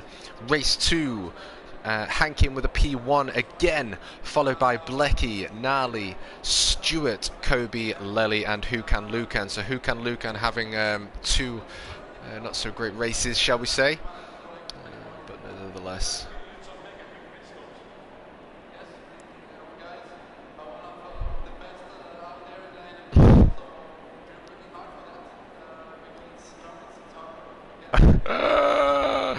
Oh no, they're not taking the rain off, are they? No, no, no, no, no, no, no, no, no. Oh dear. Alright, we'll go back.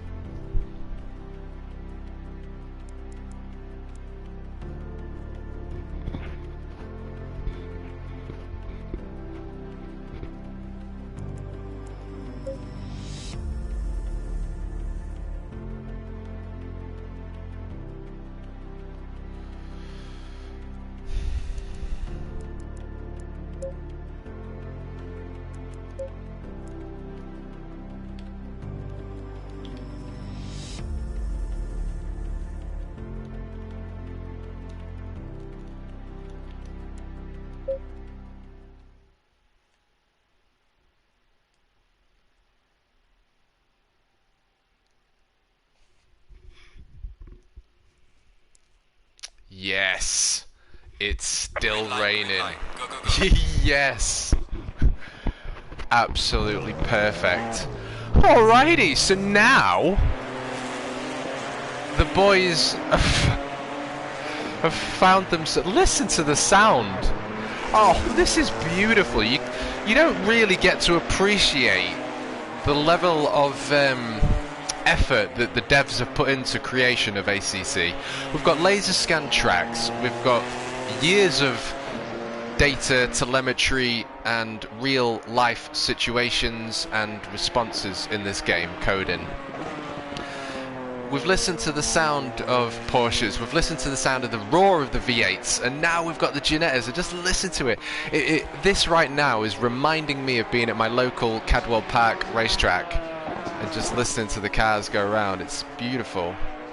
And right now we've got the soundtrack of the Ginettas GT4s. Incredible idea, especially in the rain. That makes it better, makes it more incredible. So racing prowess is going to show in this one. It looks like it's going to be wet, wet, wet for the entirety of the race. We are on a free practice session at the minute. And Daniel in chat, this will be very interesting. You are not wrong, good sir. I most certainly agree with that result. Ginetta GT4 in the rain around Zolder for round 3 of 4 here at the NXTGEN Season 4 GT3 World Tour. Race of winners round 3.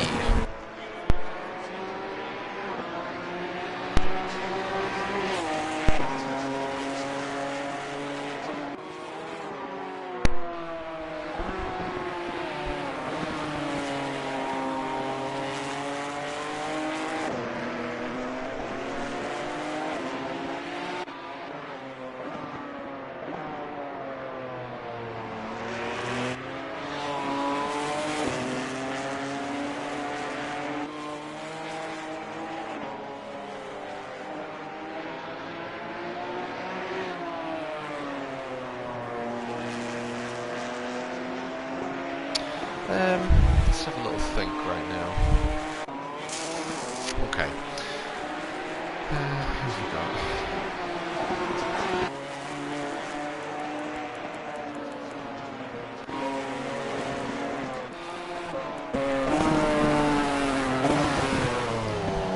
So Lucan, even in the rain, likes to spend time at the beach. Just wanting to jump on board with the rear cam for a few moments just to get a good listen of the soundtrack of the GT4 class.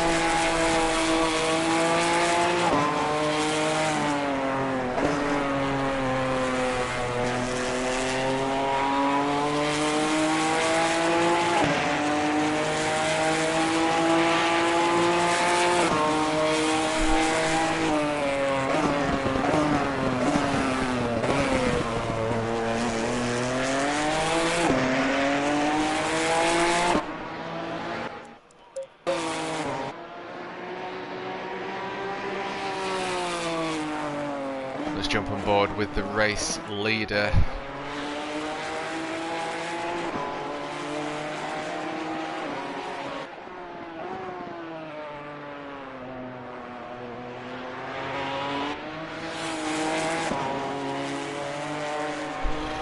£119,000 plus VAT.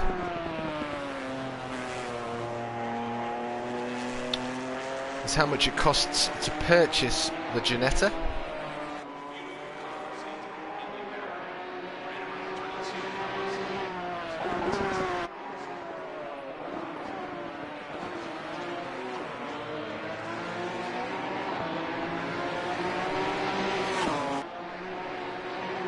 What's the official name of this car? Ginetta, is this the Ginetta GT4 Super Cup? Ginetta G56 or Ginetta G55?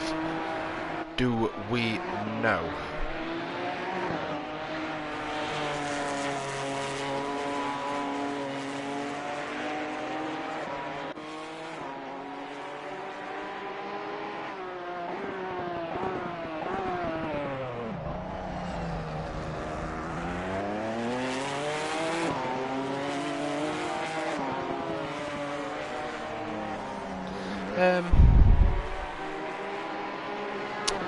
Seeing if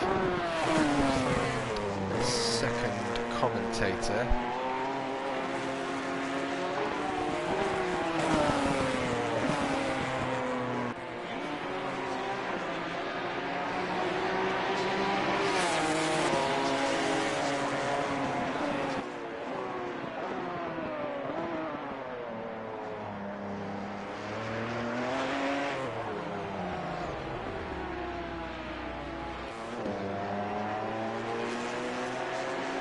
Okay, just seeing whether we can get a second commentator for the remainder of tonight's stream. And a big thank you to everyone who's smashed that like button. It really does help myself and the algorithms.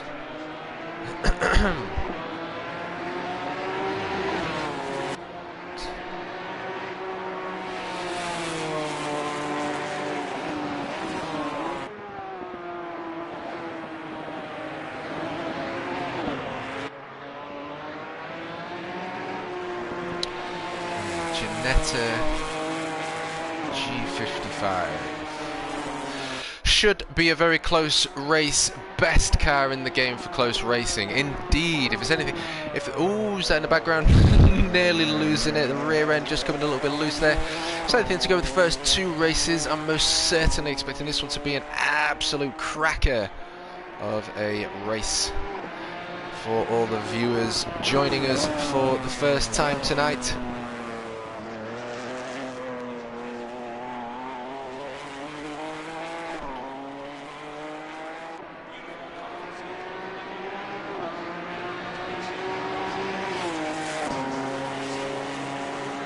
Okay, so we've got it.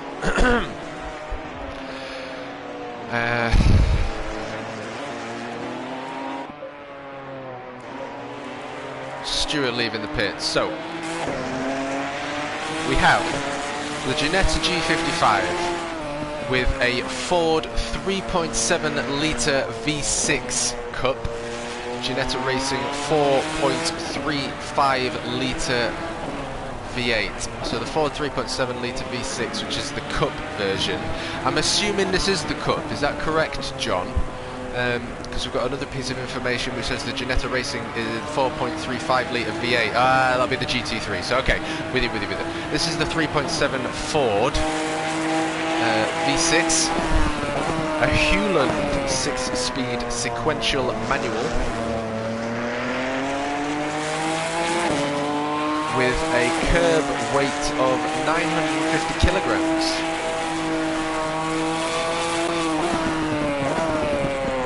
Six-speed Hewland transmission, front-engined, two-door coupe, rear-wheel drive, assembled in Leeds, West Yorkshire.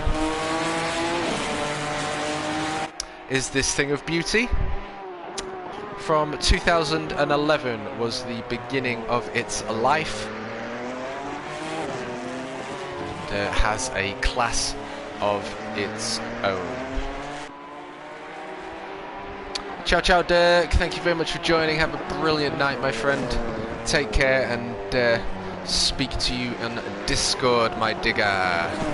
Ciao.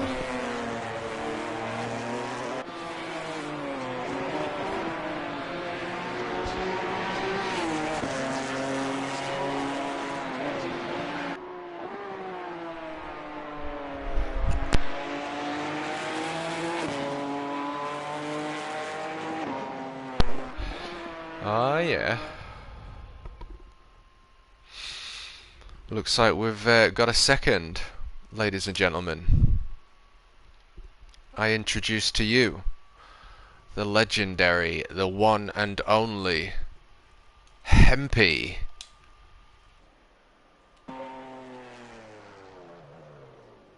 Hello. Hey, Hempy in chat. Incredible. Very well. So yeah, everyone that's new to the stream, or new to NXTGEN or TMK, we've got Hempy, who usually, or does rather, drive for NXTGEN, and you'll be driving for Season 4 when it starts as well, is that right? There we go. Happy days. Green light. Give it all you can.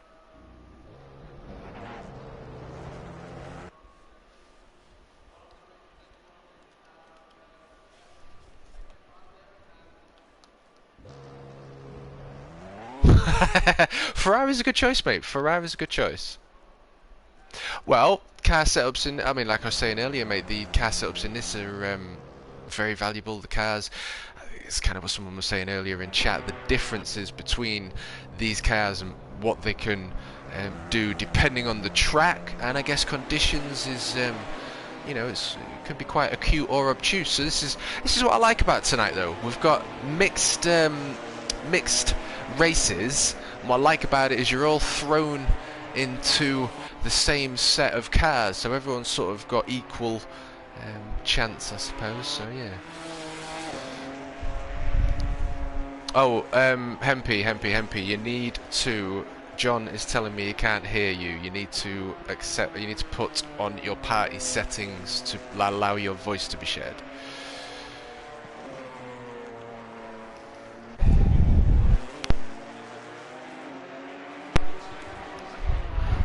It'll be in party settings.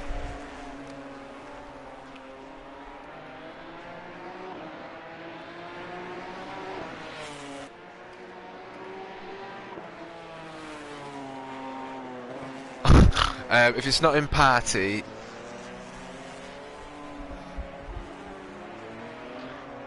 Right. Sexy voice. Yeah, that's it. I believe I have done it. Alrighty, John, have we got a green light there?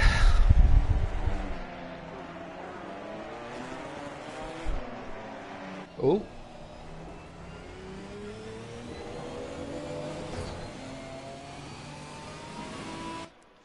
They can hear me now. Right, well, thanks for the interview. I'll see you all later.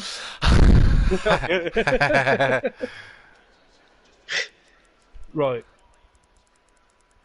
Hang on. I need to now find a way to mute you from the TV.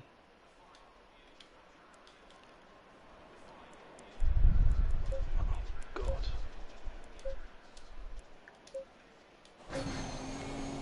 Can you choose to watch YouTube without sound? Oh, we got there. Stuart running a little bit hot. And off he goes. How beautiful the inside of this generator actually looks. So, ladies and gentlemen, we have Hempy joining us in co-coms for the 3 of the 4 races here today. So I'm going to introduce him for the second time because I know that for the first time you didn't hear him. So here is the smooth and silky voice of Daniel Hempy. Say hello, my friend. Hey, everybody. Hempy in chat, a next-gen driver, and we'll just quickly retouch what we touched on before because he raced in Season 3. I don't know whether he raced in Season 2 and 1 as well, but he raced in Season 3 in the Lexus and will be racing in Season 4 when it begins in the Ferrari this time round. It is looking like I am going to be picking the Ferrari. I've only done a little bit of practice at the moment in it though, and I am quite enjoying it. Obviously we have got the Macmillan 12-hour race coming up, and I could not get along with the Ferrari around there with the minimal practice and all that. But so I will be looking at possibly just doing that in the Lexus, which I'm obviously used to. But I will definitely be doing something different next season, and it's looking favourable at the moment for the Ferrari. Happy days. Well, the Ferrari's it is an amazing car. I mean, it is a great car. Honestly, I don't actually really see many of the pro YouTubers race with it, although they do all say that it's one of the best. Honestly, they say that the depending on the current BOP, balance of performance, they usually say, or at least at the minute, it's the McLaren and Ferrari which seem to be the alpha in Assetto Corsa. Let me, Jeez. can I just stop you for 1 second? You can. I would like to shock you for 1 minute and Please just do. say, Elliot has found himself in P1 there. Dear me. And That's Lecky... just was not expecting that. Well, he's won both round 1 and round 2. He's got himself on the front of grid 1. We've got a few drivers out on track still, so still able to nip a position. Who have we got? We've got Kobe, Stewart's in the pits, and Lely still out on track, so they're still able to put a time down. See whether they're able to do that. We've got Hankin in P1 with a 1:48.9 now. Just crossing that line, even faster. Very nice time. Lap time, indeed. Yeah, lovely. 48.9. Lovely. Into the 48s, in the rain, in the GT4 Ginettas.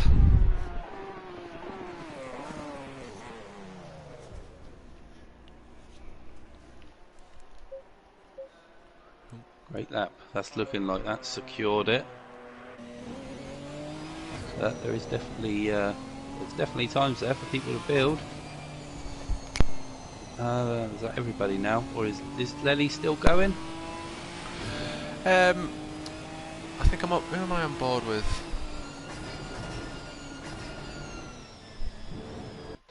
I think we all know Stuart likes to start from the back, so I don't think he had much interest there in going out there.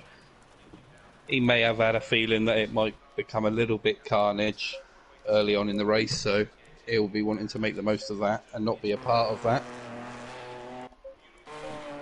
It's Stewart out on track. There we go. The number 19 Ginetta. Crossing that start finish line and still unable to put time down on the lap board. So that's going to affect obviously where he starts, which again will affect race results. However, if we take into consideration the antics of race 1 and race 2 and the fact that they've now all been thrown into a whole new set of conditions, in this case the GT4 Ginettas in the rain here at Zolder for round 3 of 4 for the race of Winners GT World Tour.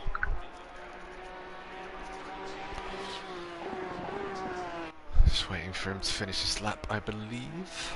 So yeah, I was saying the Ferrari and McLaren seem to be alpha. Yeah. So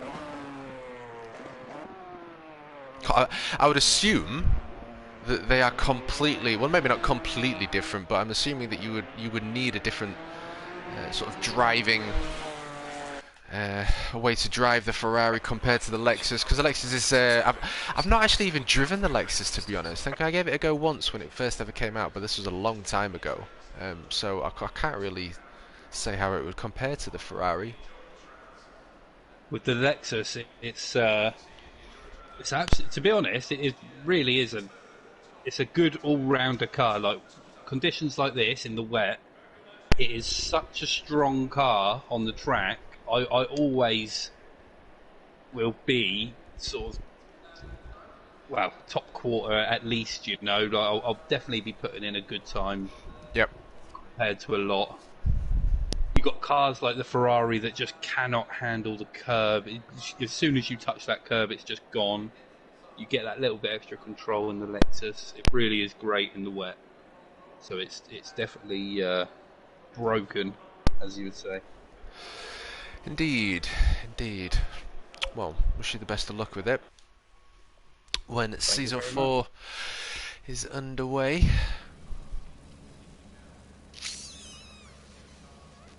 Two minutes left to go as we wait for the green of round 3 for the formation lap here at Zolder. Finding themselves in the Ginetta GT4 class.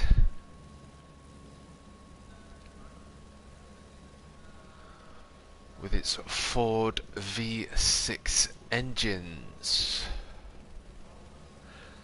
And we'll stay on board, I think, for a few moments with John, the Helicam man.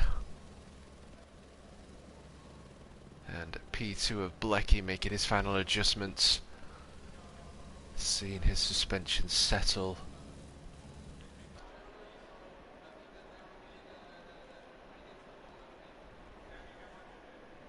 It looks like all cars have finished making the final adjustments, and I mean, I would assume that this is going to be somewhat of a tricky one to get the tyre pressures right. Oh god, yeah. Yeah, it's not easy.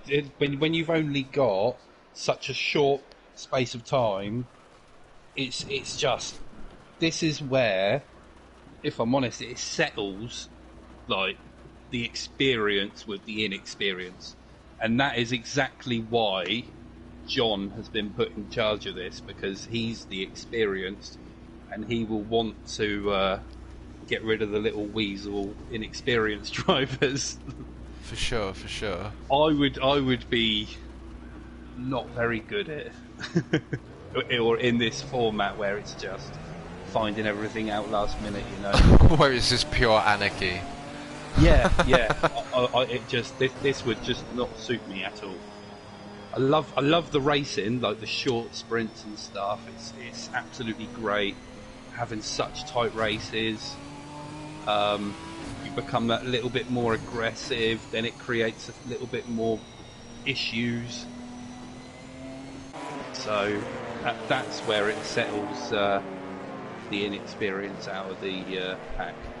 Yeah, indeed. I think there's a lot to be said for that, to be honest. I think probably a lot of it to be mind over matter.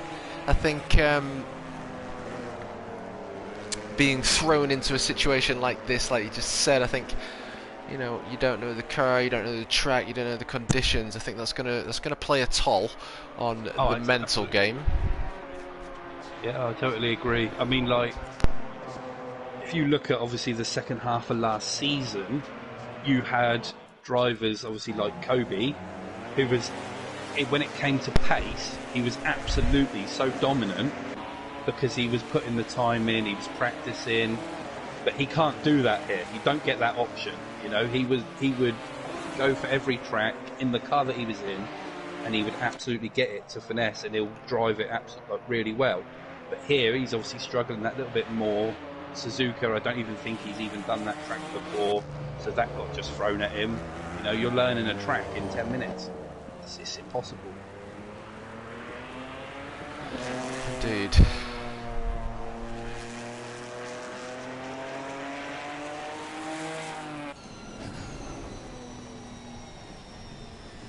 They look beautiful inside though, these Ginettas. They are very nice cars. Are they just like really light? Are they tough little cars to handle? I've never driven one, to be honest with you. I've driven them a couple of times, not really pushed them to its limits, but they're a lot of fun. It has to be said, yeah.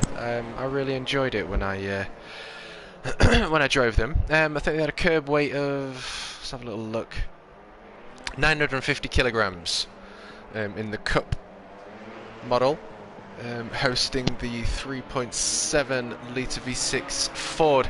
Okay, so all drivers now making their way up to the start finish straight here at Zolder for round 3 of 4 for the Next Gen Season 4 race of winners, and we're waiting for that infamous green, and there we go, the marshal waving that green flag. We are a green. All drivers planting that right foot to the floor up to turn 1 on a very wet Zolder, and everyone's still on track. We've got in P1 Blecky in P1, Hankin in P2, Nally in P3, Next Gen's Lager, Stewart in the number 19, Ginetta in P4, Lucan, who has suffered greatly in race 1 and 2, finding his way at the back of the pack again now. Kobe in P5, Lely in P6. as all drivers make their way under the Yokohama sign. Let's have a little look. Blecky in P1 and Hankin in P3, just showing his nose between Nali and the number 66 Ginetta, and it looks as though he's going side by side. This is a very tricky track to overtake on, I would imagine, especially this sector here. Hankin already putting pressure on the number 66 Ginetta. Nali just running a little bit wide a couple of corners ago.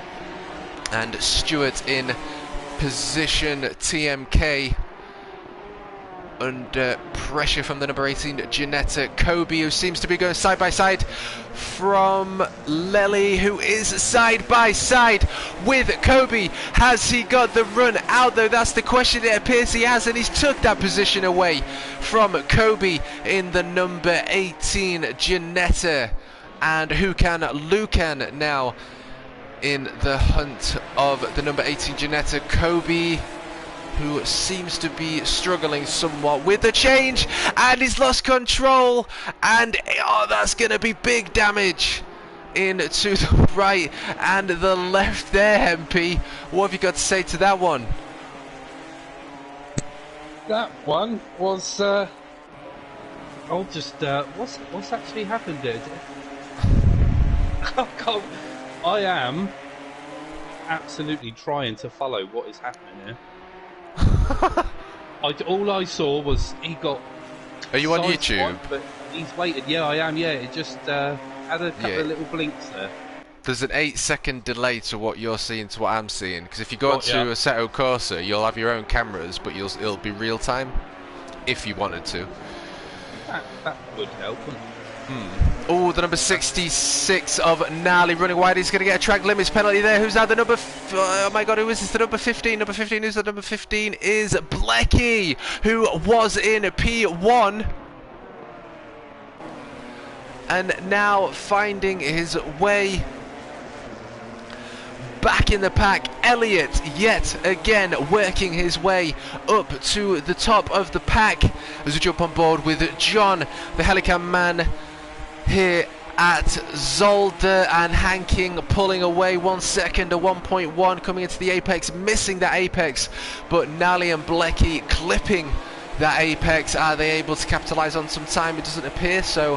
Hankin is still able to find some time, maybe in a better line it appears, compared to P2 and P3 and P5 of Lely running way too hot and on to the grass. And Nali with a big hit. A big hit and another big hit. Oh my good god. We've just had a Wreckfest moment on the start finish straight, and the marshal waving a green flag. Not quite sure that he's seen what's just happened, but that is going to be big damage there between Nali and whoever that was who was unable to move out the way in time. Which now brings us to the Jesus Christ, these races are insane. The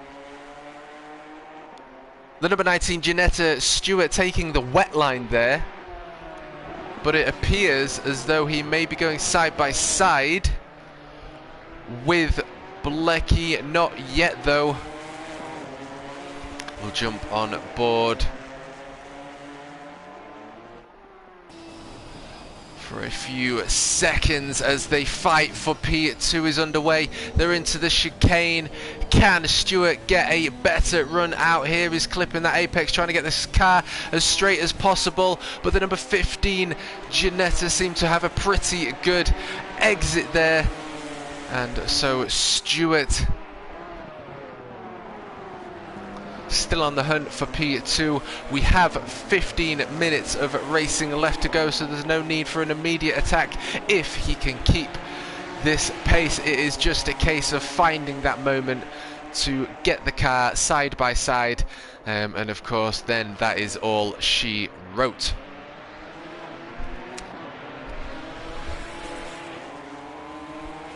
Hankin doing an incredible job now gapping P2 and 3. Let's just have a little listen as they go past that pit wall of the sound of that 3.7 V6 Ford, and I believe Elliot Hankin, who is leading the race and leading this series, has run wide, and he most certainly has. That 3-second gap has now gone down indeed to what will be a second by the looks.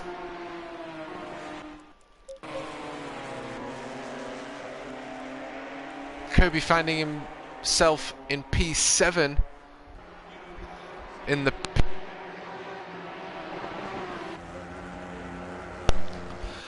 so we've got Kobe just leaving the pits and Nali going into the pits after that brutal attack that he was hit so hard. I think his mother felt that one. But we'll jump back on board for the fight for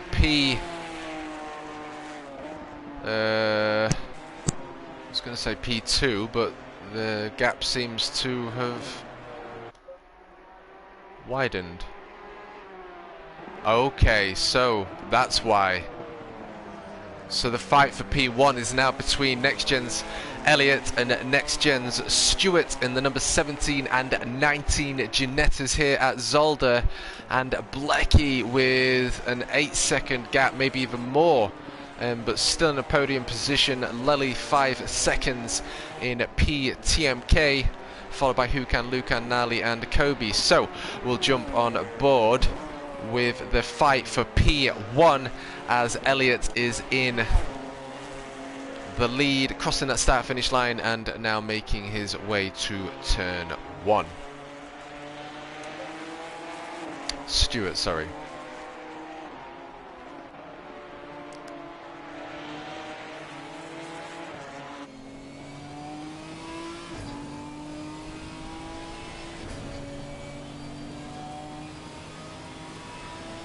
Just looking at the tiny micro adjustments. What I love about this inside view that you can't get from the others is the nets, I believe it is, from the GT3s. However, you can see the foot movements, you can see the brake inputs. You just watch here, look at the brake and you can see him, you can just see him feather with the brake there, and the throttle. I love that the fact that they've got that in this as well, and such tiny movements on the wheel, seeing exactly what Stewart is doing in the number 19 Ginetta as he chases down P1 of Elliot Hankin, and Stewart is most certainly one to watch as he is like watching a boat sail the 7 seas, very smooth, never really pushing, and I'm going to assume that he is probably the best in the wet here. Hankin running a very decent race, finding his way up to P1, and he looks as though he's made a little bit of a mistake here.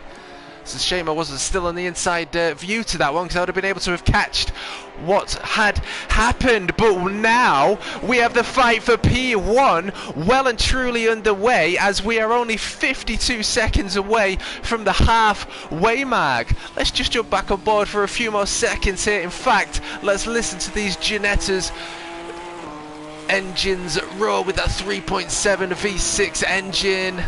We've got Stewart on the brakes later, turning in later, straightening that car up as late and as early as he can, and look how close he is to P1. We have got incredible action. 20 seconds left to go to that halfway mark.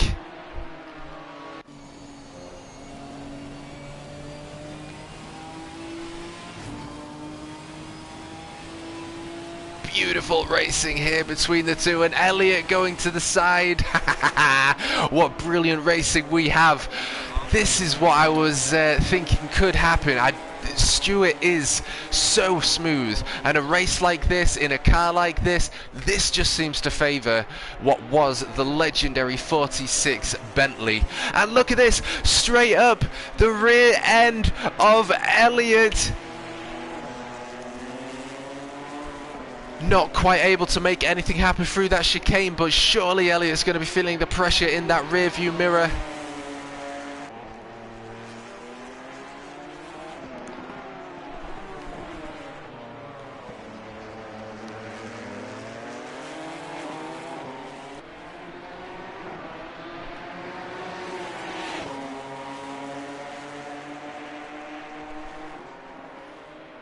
Up to a very heavy braking section.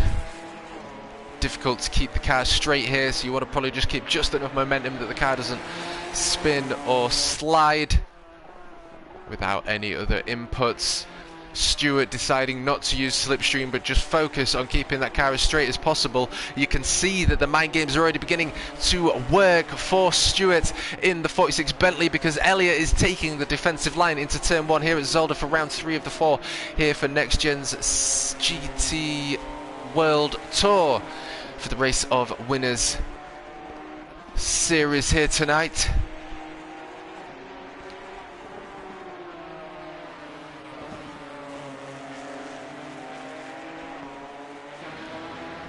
Let's have a little look at the action from above. Easy car to drive and be pushed to the limits indeed.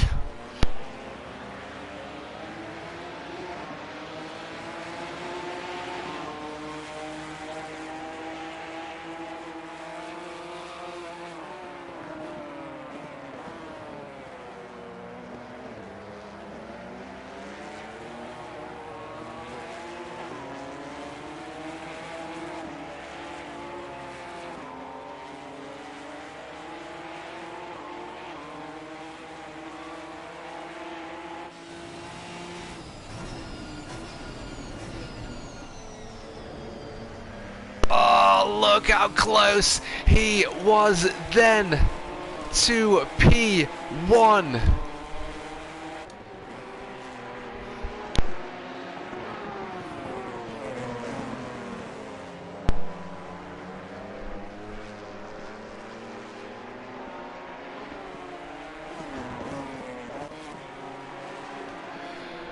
Crossing that start finish yet again with just over 7 minutes left to go, 7 laps down.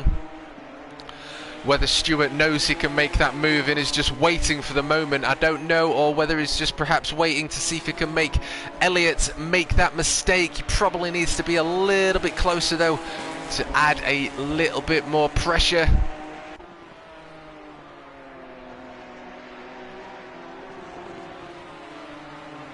We will see.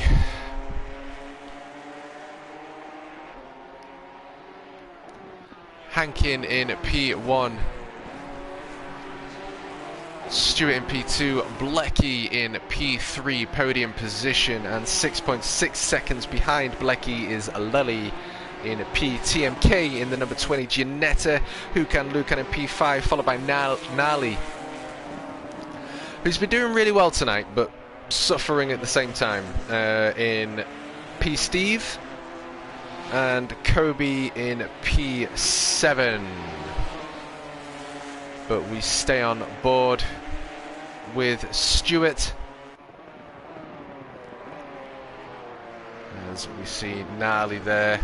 So we might see the leading pack come up to a back marker, a little bit of the way up the road though, so I'm sure we can probably keep that race pace. We will have to see, but if not, the drivers have got a back marker to work through, so that's going to be another thing to comprehend and traverse their way through.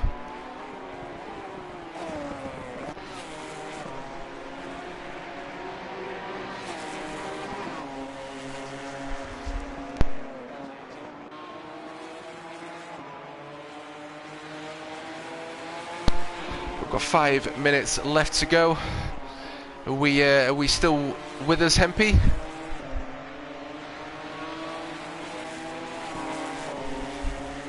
We're still there, or have we gone?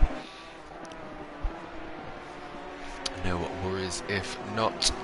But we do have a second gap now between the number 17 and 19 drivers. That gap between Gnarly seems to be closing.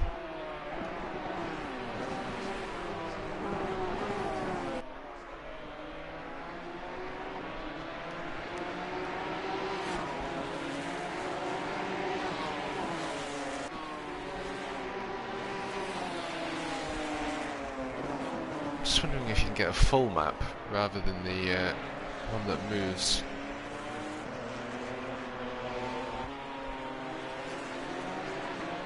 Nevertheless, we close in to the final 4 minutes.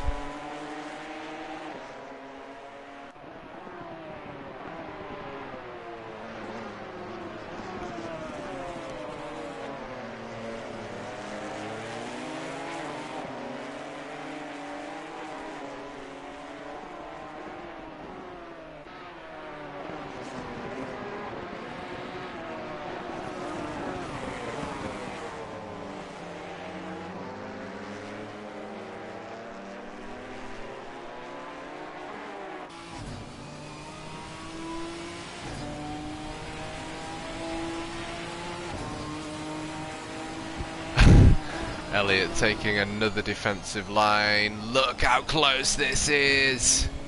Oh, Stewart with a not so good exit into turn 1 there. Exiting turn 1. 3 minutes of racing left to go. 9 laps in. Are we going to see a change in position for P1, or is Hankin going to be P1, P1 and P1 yet again?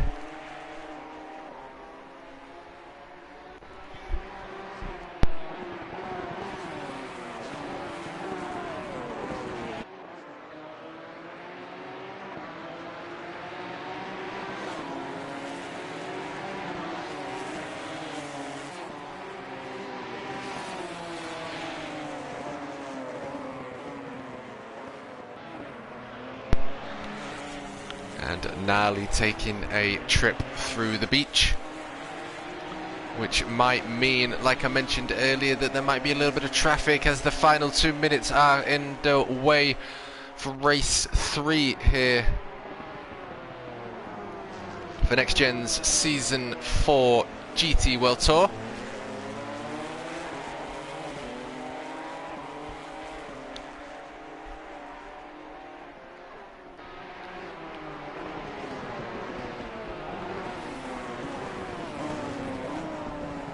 Hard braking section,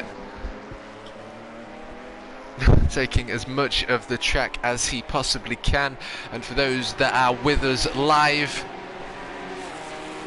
after race 2 we have Hankin on 20 points, Kobe on 15, Koal Fighter, and Stewart Lager with 14 points, Blecky with 14 points, Gnarly with 14 points.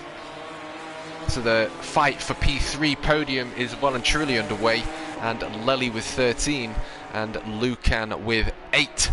So taking that under consideration with the race results that you are about to witness with just 1 minute of racing left to go.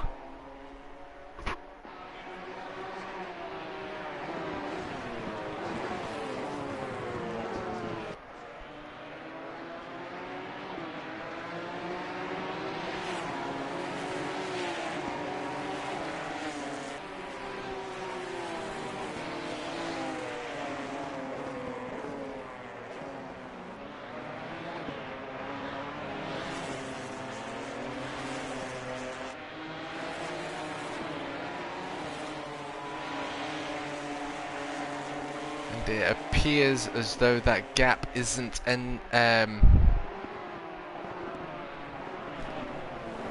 closing, so unless we see anything drastic, I think it's hats off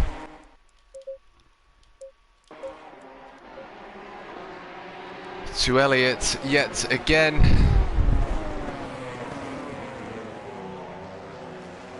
Who I believe has just run wide and now given a run to Hankin. Sorry, Stewart, as they come up to the final. Whoa, that was a close one, very nearly giving the win to Stewart. But a big shout out yet again to Elliott Hankin in the 17, Janetta, Stewart in P2, Blecky in P3, followed by Lucan taking a P4, not a P7 today. Lely in P5, Nally in P6, and Kobe in P7.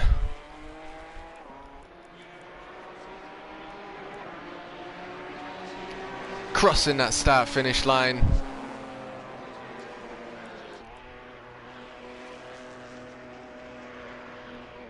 do apologise if you spoke to me. That's okay, mate.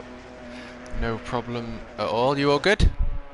Yep, dramas and that going on there. Right, That was what have I pretty missed? intense. Anything that I saw the last couple of corners there. Not much, mate. It was getting close between Elliot and Stewart, Yes. but then it sort of gapped again, and the final lap and the final sector and the penultimate corner, Elliot run wide, giving Stewart that run, but not quite able to hold off. So that was a tough old race then. Indeed.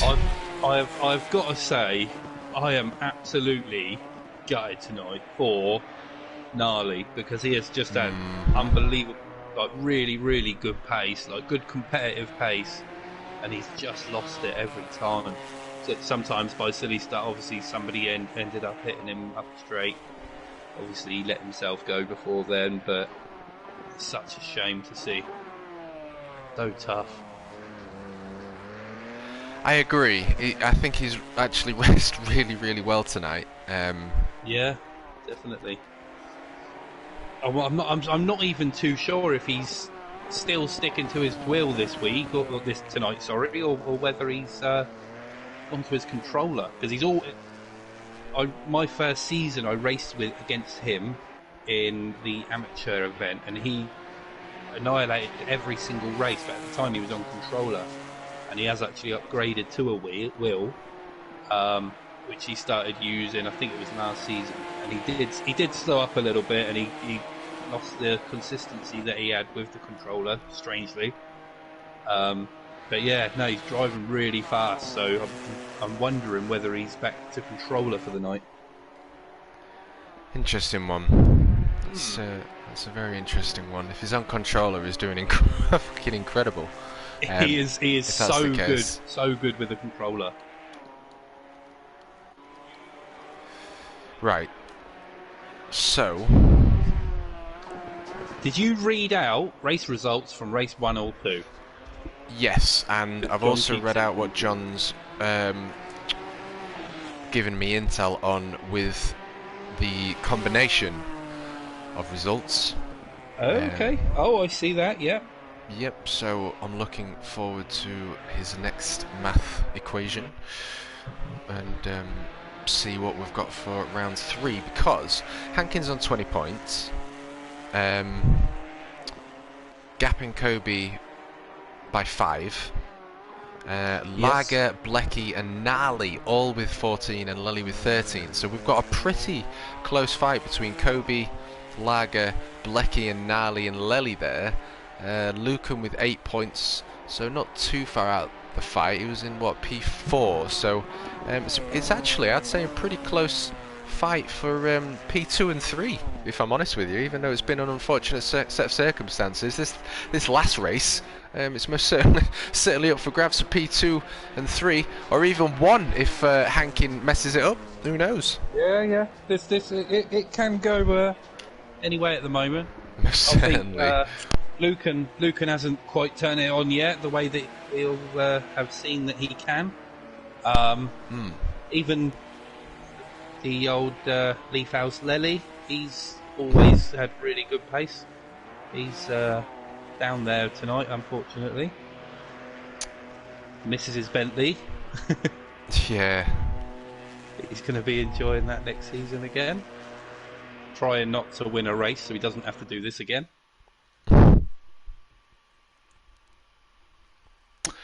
Indeed, so it's going to be an interesting one to know what the race results are after we get our intel from NXTGEN's team and what we have for our final. We have actually got results now after race 3. Ooh. John is on that straight away. Beautiful. Would you like to go and have a little read? Kobe has dropped from P2 to P4. Elliot's absolutely blistering the field, 30 points. And In a distant second, you have got Stewart in 23 points. And then you've got Blecky with 22, closely followed by Kobe with 19. Joint fourth, actually, Green light. with Go, go, go. 3 drivers being Kobe, Leafhouse Lely, and Gnarly, with Lucan struggling at the back with 15 points. It's looking close. This can third place is definitely a very big fight in place there, and second is definitely doable for anybody really. Absolutely. It was a good little readout, mate, and I'm certainly looking forward to this last one. While I'm up in the helicopter, sorry, I forgot the in the background. It is getting very wet and soggy up here. I have got holes in my shoes and they're letting water in. I have borrowed them off Stuart tonight. He's had to use my race boots. So that's a bit unfortunate for me. Well, I'm very happy we drafted you in. What is next? Do we John, know what's next? We do now, mate. We're at the Nürburgring. Oh, very nice. Keep forgetting I'm way behind you. You're already at the track. I've not even got in the taxi.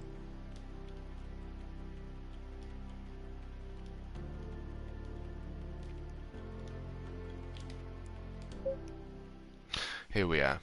Okie doke. I got a taxi.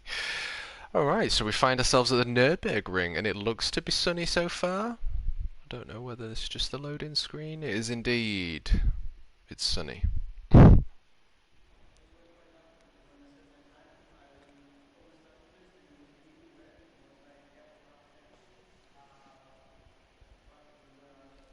Ooh, so we find ourselves for the finale with Hankin with 30 points, Lager with 23, Blecky with 22, Kobe 19, Lely 19, Gnarly 19 and Lucan with 15, and they're all in the Honda NSX GT3 Evo 2019. Green light. Go, go, go.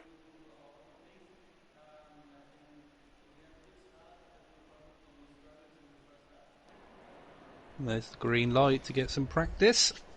Let's see what they can do. That's it. Well, I'm gonna get myself my drink.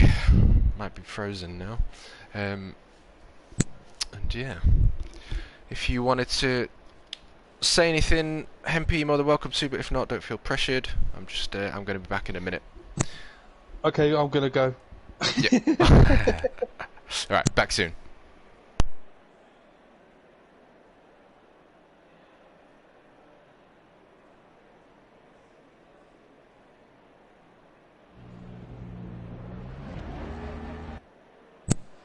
Well done tonight, Johnny, with your choice of tracks and cars to ruin everybody's self-esteem. That's what you did there.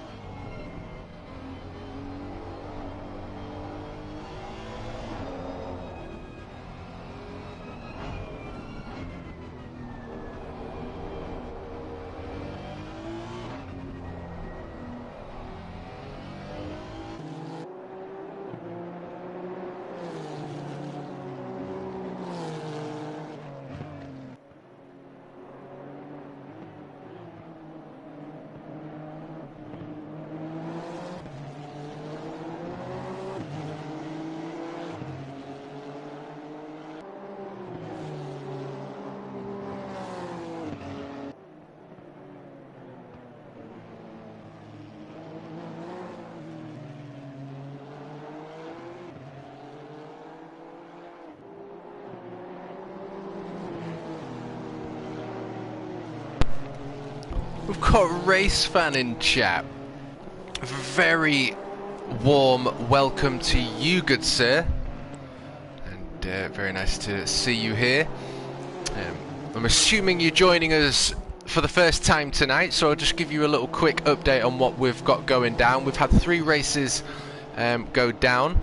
We've got the points just above you in chat, written by the moderator John Wells, and we're on our final race tonight, and we're mixed class, mixed races, and we are now in our final in the Honda NSX at the Nürburgring. But I am not going to be on comms for a few more minutes to conserve my energy, speak in chat though, and yeah, save my energy for this last one, because if it's anything to go with the other three that we've just witnessed, it's gonna be a good one.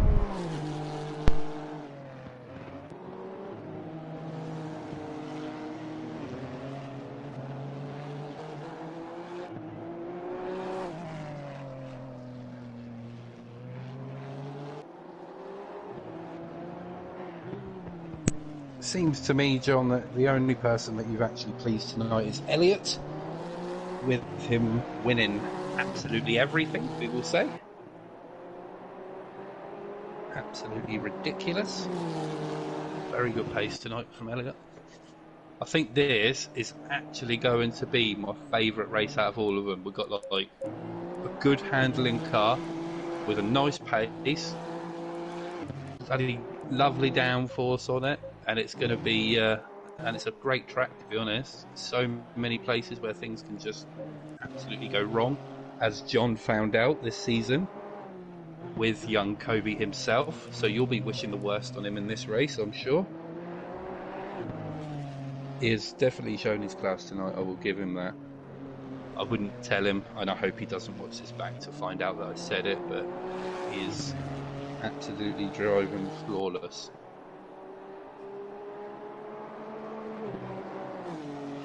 So we're going to create a little fan club for this one for John, just to hate Kobe. We're not even going to mention his name in this race. No limelight at all.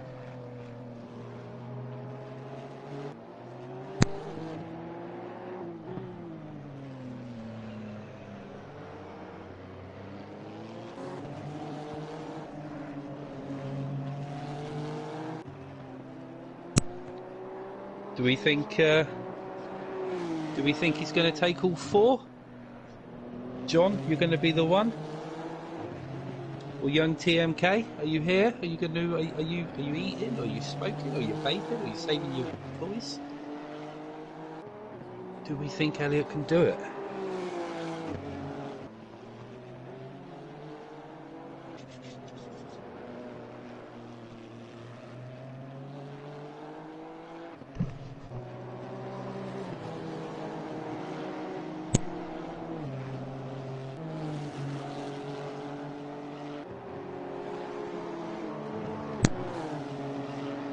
Could be anyone's race here. I absolutely agree with that one. I think that's why I think this is going to be. I don't want to give it the old curse and all that, but I think this could be like, it could be everybody. Literally, just this could be so tight. No weather restrictions on setting them back as such. This is just driver, man, good track, go for the line. 20 bloody minutes. Try not to die. I hope it better not be in a storm. I really, really hope.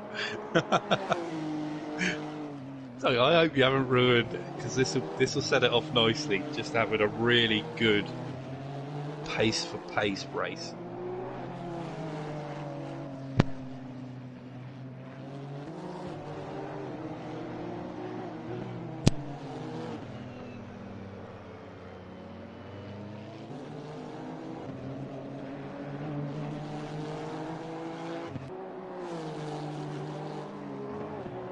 Getting on my nerves now, John.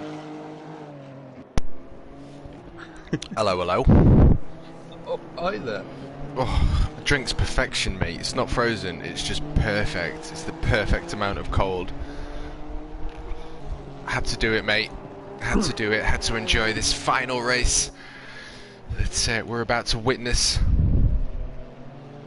What we've been saying.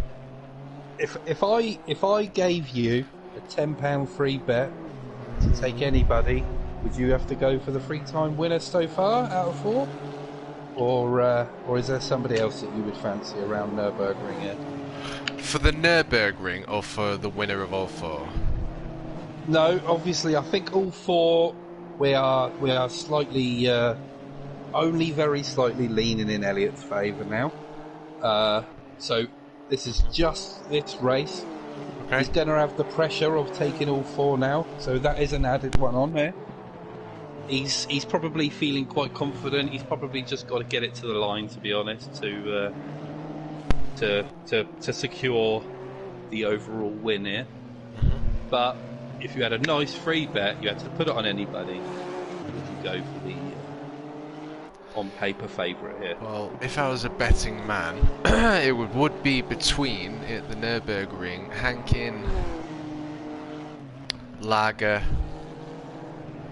I want to say Gnarly, but I'm not sure. I feel it's on a grid of 7 people. I genuinely think they are all so fast around this track. Yeah. This is crazy. I think, if I remember rightly, I was around here with Blecky in the AM, and I'm sure he was so fast. He saying that actually, Blecky actually took me out this season around the Nürburgring. So I'm not talking about him all race. No, we know what to do. It, same as me. You know what to do. Oh, can I kick him? Can I? So, I'm saying I think it's going to be between. That's what I'm laughing at, like John Wells. Lely's strong, Lucan strong, Hankin strong, Stewart strong. Like, I mean, you know, Kobe's no slouch. He's only half a tenth off now. This is. I just don't think out of 7 people you can call who is going to win this one. Like, this is what's so great about tonight, though, isn't it? You just can't. Anything can happen around here. It's a ridiculous track. And a really, really good car. Like you say, it's you go. I'm looking through the list, thinking, "Oh, who would I go for?" And then I see a name, and I go, "Oh, yeah, actually." And then I look at the other 6, and I'm like, "I just don't know. I just don't even think I could take a punt on this. It's crazy." I think that's what makes tonight so amazing, and that's why I love sim racing. That's why I love hosting events and doing commentary and being involved in people's, you know, events through Discord and I'll say Facebook. But you're the only guy, you're the only league that I use through Facebook. But irrespective, it's the point that I'm, you know, working with all these different groups, and it's awesome that you've got for NXTGEN, you've got people from around the world. They're all sat behind their own sim rigs, and here we are on a laser scanned Nürburgring, you know, that's cost them thousands upon thousands upon thousands to not only get the licensing to do this, but to actually go out on track and laser scan this to perfection. And then that's before I even go into the level of detail that goes into the cars and the suspension, the tires, you know, the weight, everything. It's just such a, the whole experience is just so incredible. What makes it amazing is the fact that you've got all these drivers that not only so closely knitted to speed, they're all across the world. Oh, absolutely. I think that is like one of the biggest buzzes that I get from joining this league. I started sim racing. I've done it over the years in bits and pieces, but obviously earlier this year when I first started in the AM, that was my first time in maybe like 3 or 4 years, I'd say, sim racing. I went out, bought a little wheel, and then I got out on the track, realised that this guy's a little bit quicker than me, I know what wheel he's got, and then all of a sudden I've gone and bought a nice wheel, and it's just like you just want to get so engaged in what you're doing. It's crazy. Like, you get such a buzz, such a rush, and it's only a lot of if you know, you know. That's I think that's what you can say about sim racing. I've got a group of mates that say, "Do you still waste your time on that silly race game, do you?" Do you know what I mean? And then I've got this page that just you just get it, you know. You either get the buzz or you don't. It's one of those things. I think this is a big... I mean, this is a whole flipping podcast in itself, but I think people don't understand. And I mean, we're only on console as well, but the level of... You know, this is why the graphics suck on console, and this is why Gran Turismo's graphics are fucking incredible. Because the coding that's gone into the actual creation of making sure you get that life-like feeling still comes across in console. I was watching Jimmy Broadbent do a comparison between PC and console, and he said the only difference between PC and console was the frame rate, and he said he didn't like it, it made him feel a bit weird, breaking points are a bit odd, and blah blah blah blah. But again, you know, if you're not used to it, you don't really know. And because I play Gran Turismo a lot, because I just enjoy it, it's fun, there's a big array of cars, you can do whatever you want. You're so used to the graphics that when you jump on this version of ACC, it is a hit to the eyes. But the PC version is obviously 4K. I think you got the PS5 version now, which should be full HD, 60 frames per second minimum. So hopefully PS5 will have got that down. But yeah, they've spent an incredible amount of time.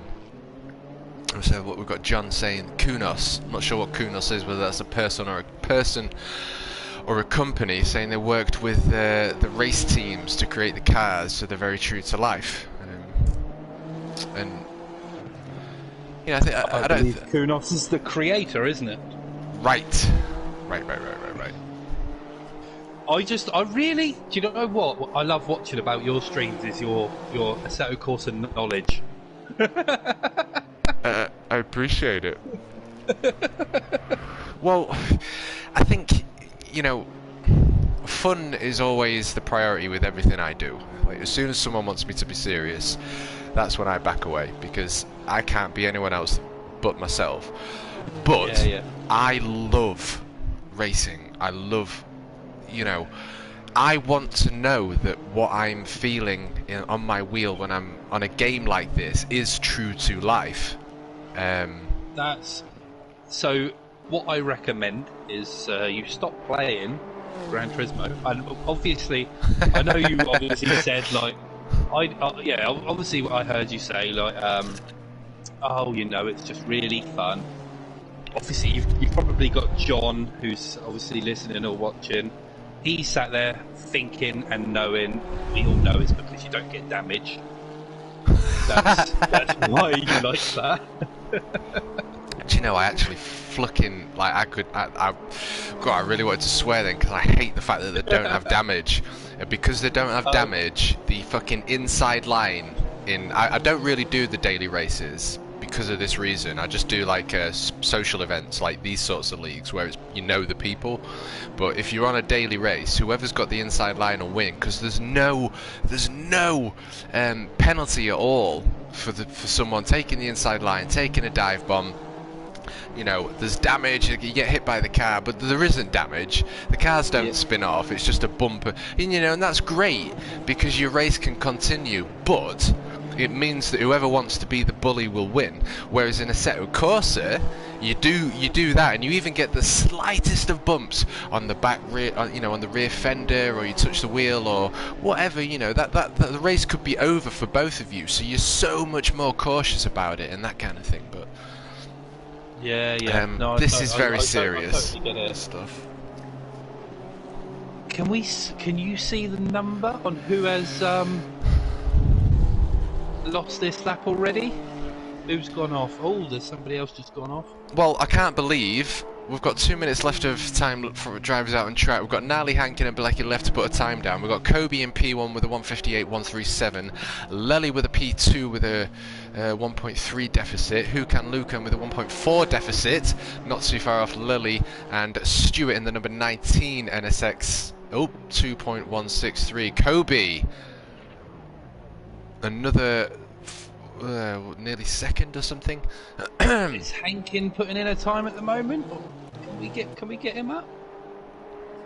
Nally with a P1. Nally with a P1. 2/10 quicker than Kobe. Still Hankin with a P1. 156.7. Putting Nally nearly a second off the pace and Kobe nearly a 1.2 seconds off the pace. Incredible. Who else have we still got out on track? The number 19, Stewart, and 33. He's still on his outlap, so he can't put a time down, Lely. So let's just stay on board with the number 19 Honda NSX. That is Stewart. The 46 Bentley, coming up to the penultimate corner here at the Nürburgring for the finale of race 4 out of 4 here at the Nürburgring for NXTGEN Season 4 GT3 World Tour. Race of winners and crossing that start-finish line, putting him in 5th position, 2.7. Oh, look at that, 2.7, 2.7 and a 2.8 between Lely, Stewart and who can? Lucan. You will have Stewart this race feeling comfortable. He has gone for his leopard print colours. He has got a cracking dress that he does wear that's leopard print. His wife absolutely loves it. Leafhouse Lely falling back in 4th again. Very, very close times with Leafhouse Lely and Stewart. Crazy times. Yes, Blecky making the most of his time out on track, which is what I mentioned on the 2 previous races, as it was Nali who spent more time out on track when everyone was in the pits, getting used to the Aston Martin and Suzuka, and he was doing very, very well until the infamous racing incident occurred. So, but we've got Blecky still out on track in the NSX. Appears that he's about to go into the pits. I think if do we know if does P1 start left or right of the grid? I think John's going to be our man there, is he? Because P1's left of the grid. If Gnarly can get down that inside, you can find around this track. If you go wide first corner or you have somebody come up the inside. 3 people can follow him, and it is so easy and fast to do. You get pushed wide so quick here. So P1 is on the right. So Hankin is looking very good here. It's an interesting one, that. And we're about to find out. Because, I mean, I don't know whether this is just because of... I don't know why I think this, but I just picture P1 being on the left. I don't know why, but because that's turn exactly one's why the I right, asked the question. That's what I saw. Yeah, it's just like ingrained in our brains, isn't it? Yeah. But obviously turn 1 is a right-hander, so he would, in a sense, be at a disadvantage. So John's bringing out his confidence. So he has said it's right, and then he said he thinks maybe it's left. So. Right, so we don't know if it's left. Oh, hang on, it's left. Oh, God. They are side by side.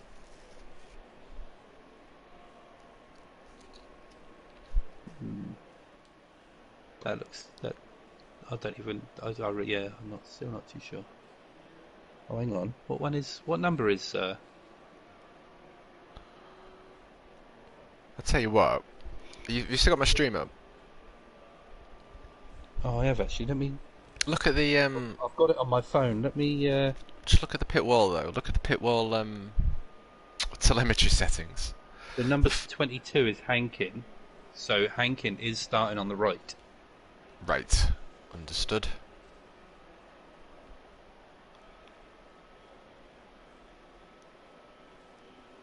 Look at the grid markings. I've worked it out now, mate. Yeah, I can't believe they've actually put telemetry settings in the side of the pit walls. I think that's amazing. That's what you call detail.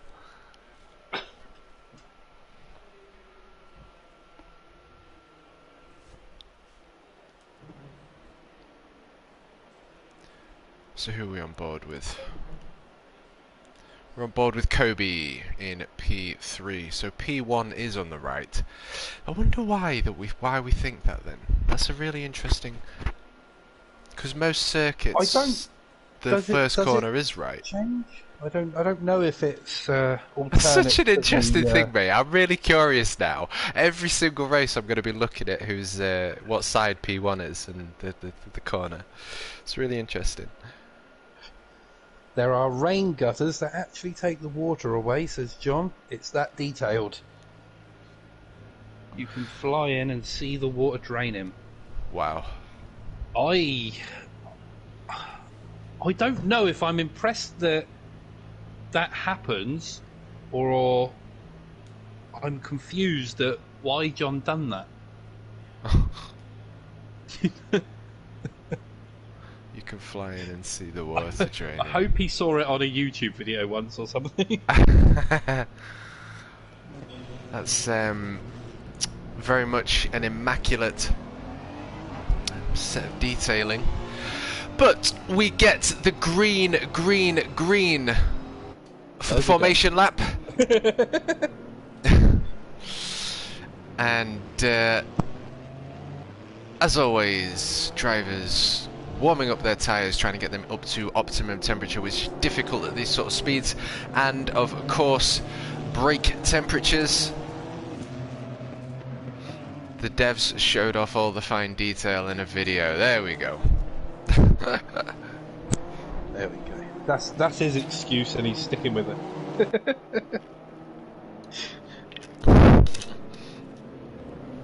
Oh, this is going to be an absolute stonker of a race.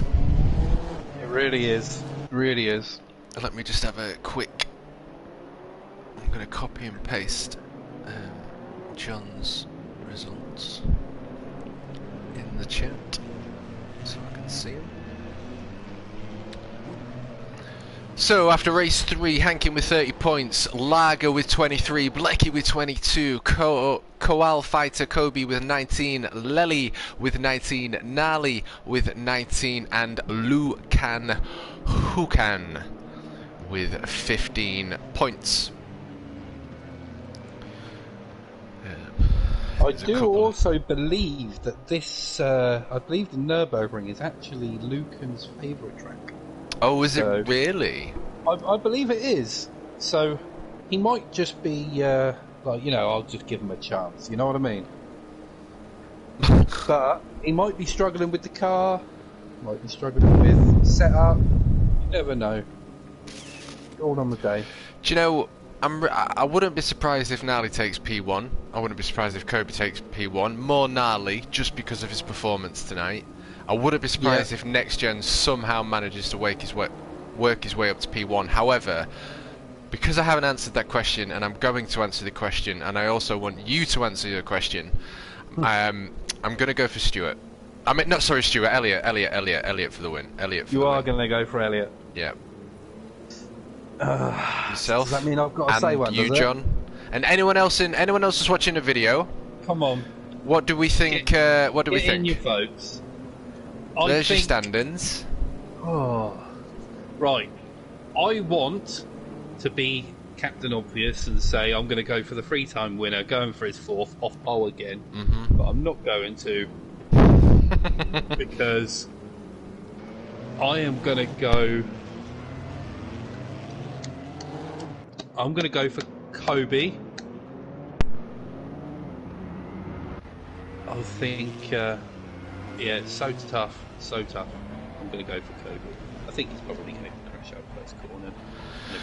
I'm just going to go for Kobe. Well, John Wells is firmly sitting on the fence. We're coming up to the penultimate corner of the formation lap. We are, of course, waiting for those red lights to drop as we are seconds away for the infamous green, and here we go for the final round 4 of Next Gen Season 4 GT World Tour, and we are on board with Kobe taking the inside line up to turn 1 here at the Nürburgring. We've got Nally on the outside line, Hankin in P1, the number 32 NSX of Blecky running a touch wide but still on the inside line. Hankin still able to hold on to P1 as they go to the left hand corner.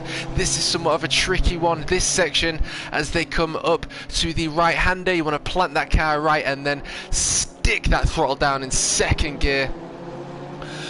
Kobe, I don't think he had the best exit there, just carrying more momentum rather than a straight line, and we can already see the number 33 of Lely up to the rear of Kobe in P3.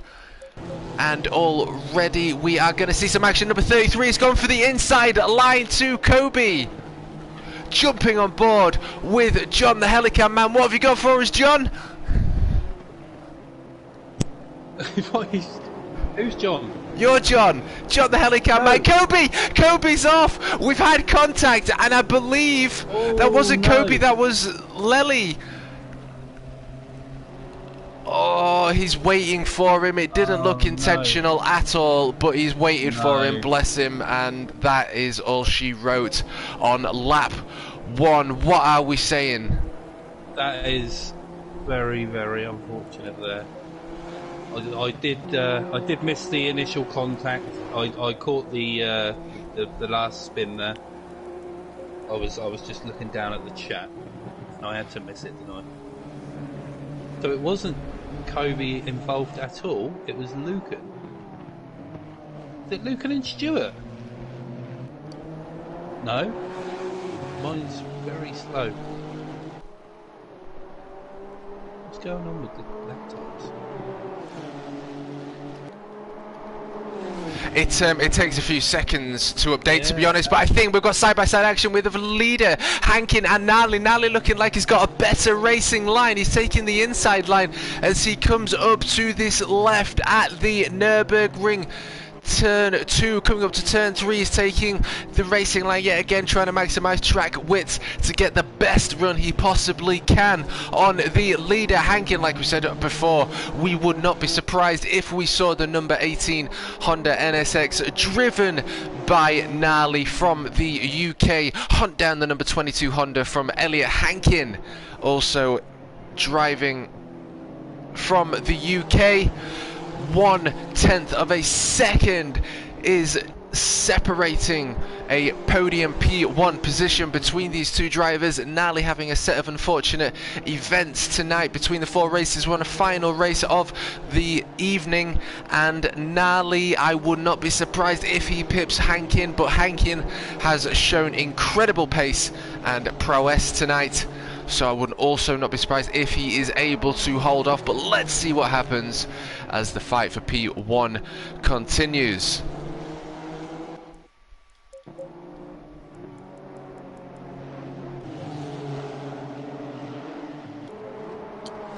See, there is still a race Lely has just come off and hit that wall with a massive bang.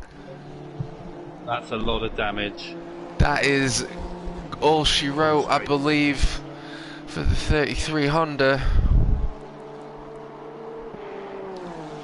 Well, the cars have already gapped each other. We've got Kobe in hunt of Blecky. Not too far behind at all, but let's jump back on board with the lead. A 4-4-3. Yep, go on. Looking at the points now, this is obviously, if it stayed as it is, this would obviously maximise Elliot's evening, and this would put, what would this put? This would put Gnarly Pop to 28 points. So this is going to require some good driving here from Lager, just to keep him behind there, 4 points apart. So Lager will need to drop a few positions here if Gnarly's going to be in a chance for P2. Indeed. Well, 25% of the race is gone. 15-minute of a window left open. We have Hankin in the lead, but only 0.4 of a second now a 6.90, 7 tenths of a second. Now gapping P1 to P2 on this penultimate race of the Next Gen Season 4 GT World Tour race of the winners round 4 finale. And there should be double points for the race winner of round 4. Just to throw a spanner in the works. I can also see, sorry to jump in there, but if Gnarly can hold on to second and Blecky stays in 5th or lower, this puts Gnarly into P3 on the standings at the end of it. Interesting. That's very, very tight. And Lucan has got 4 seconds on Blecky at the moment. So let's see how this plays out. Indeed, well, Igor Palmik in chat is giving everyone good luck, giving him his wishes, and yet again we've got the 22 Honda taking a defensive line, yes, but somewhat of a racing defensive line, a little bit wide there, and I think he might have even given the run to Gnarly if he can get that nose into the side of Hankins NSX. As they now make their way up to a little bit of a stretch. Has he got a stretch? Has he got the run to stick his nose on the inside? Not quite into the left-hand corner. Do they go? A little bit of a horrible corner, that one. I do find that I spin out a lot for some reason on that corner. Not sure why. Seems to be somewhat of camber in favour. I don't know whether you struggle with that corner yourself, do you? That left-hand corner, Hempy? That corner can actually, well, to be honest, it catches out so many people that's not even a. I don't even think that's a minimizing it to a single person. That everybody can just overshoot that. It's so easy to do. But if you catch that right, it's also very rewarding in itself. You get so much drive through there.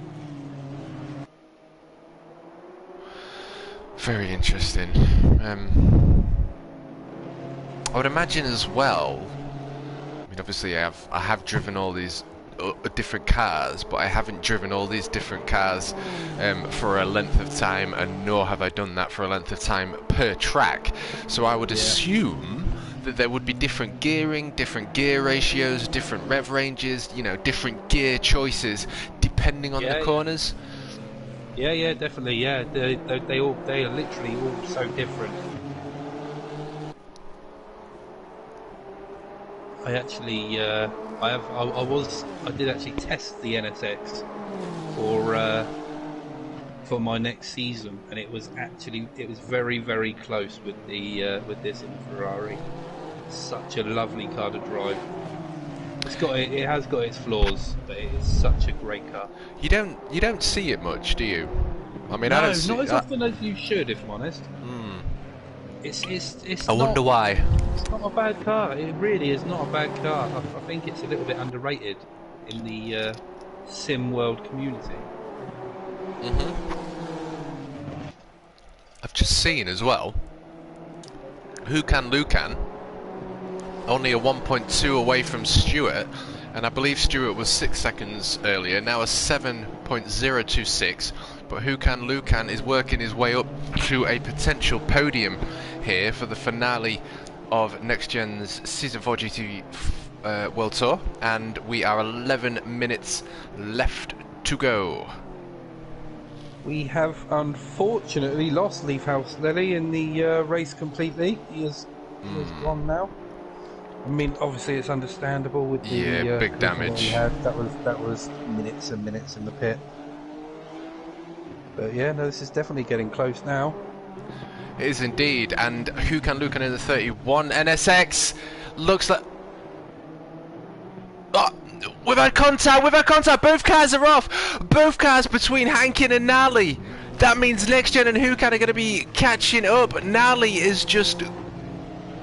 This is absolutely perfect for Blecky. This is exactly what he needs. Sorry, that was Stewart and Lucan, wasn't it? Yes. Oh my god, my brain can't process it. Hankin is now under pressure from Gnarly. He's right up. He's gone defensive already. They are side by side as they come up to turn 1 here at the Nürburgring, and we have already hit that halfway mark. He's on the inside line. It's the 22 NSX. We've got Nali on the outside line taking the faster line. Is he able to capitalise here? Both drivers pushing the NSX to the limit. Nali looking like he's got a credible run.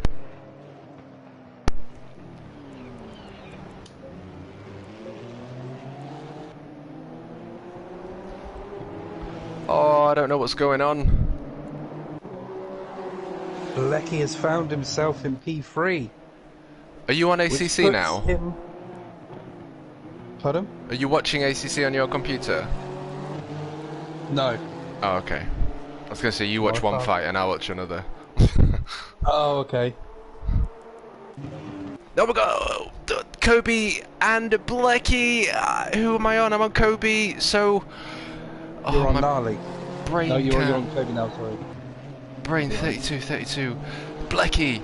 Okay, so they've already swapped positions, that's why it's confusing me. So Kobe is in P3 now, there we go, he's just updated. And Blecky is in P4, they were side by side. And now Blecky in hunt of the podium position, P3 of Kobe. I'm going to jump back onto P2, half second away, and a little bit of a gap has opened up. So now my brain can reprogram itself.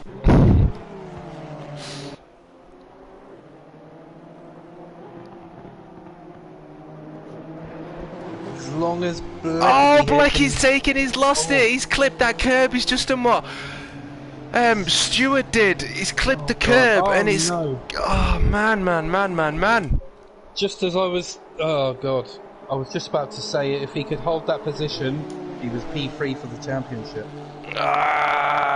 Podium position, this is what's making this racing so intense. I'll be honest, I love the format. It really is good, yeah. We need to start doing 320-minute. I mean, it's interesting because I started testing for, well, you helped me out actually, doing like the 3 sort of shorter races. I think sort of 4 15-minute races with different tracks of different cars is actually a really cool idea. It's created a lot of drama, that's for sure. Great for the viewers at home and across the world.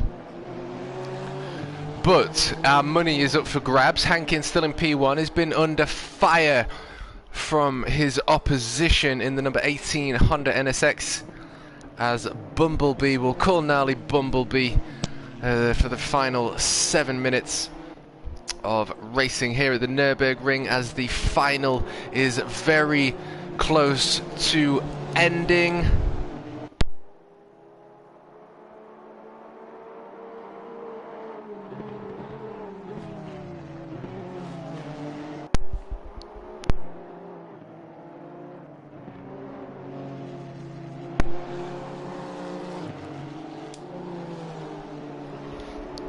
And Stewart also finding himself in 5th position, and now under fire from Blecky. 6 minutes of racing left to go. We've got Elliot and Gnarly coming up to the penultimate corner here at the Nürburgring, and now exiting, planting their right foot down in these Honda NSXs, close to 600 horsepower. Crossing that start-finish line and working up to turn 1. With just 14 minutes of racing, they've managed to pull away at a ridiculous rate. The full length of the straight as the gap. Incredible. Yep, Hankin is most certainly showing his driving prowess tonight. He has definitely deserved everything he's taken today. Well, the Honda NSX is a very interesting car because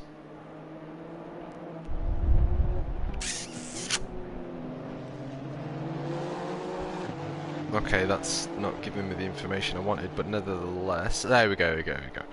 NSX being a fully compliant with the technical regulations, the hybrid system is removed from the car. The sole source of motivation for the car is a mid-mounted long longitudinal 5.3 litre 75 degree V6 twin turbo based off the J35 engine platform known as JNC, which does not come with VTEC and is DOHC. So this is a 3.5 litre V6 twin turbo, which is very interesting for a GT3 car. I know that the Bentley GT3 car is a V8 twin turbo, but here we've got a V6 twin turbo. But it's still an absolute monster. Absolute monster. You can never outrule this car in any championship, in my opinion. 550 horsepower plus. Engine can go for 15,000 kilometers before it needs a replacement. Cosworth ECU, 12 level traction control, a sash clutch system, and a twin exhaust system, each serving one half of the cylinder bank. Very interesting indeed. I mean, Honda are very well known for their cars, aren't they? Oh, absolutely, yeah. Lucan going off the track, managing to get it back on at the start of the straight there.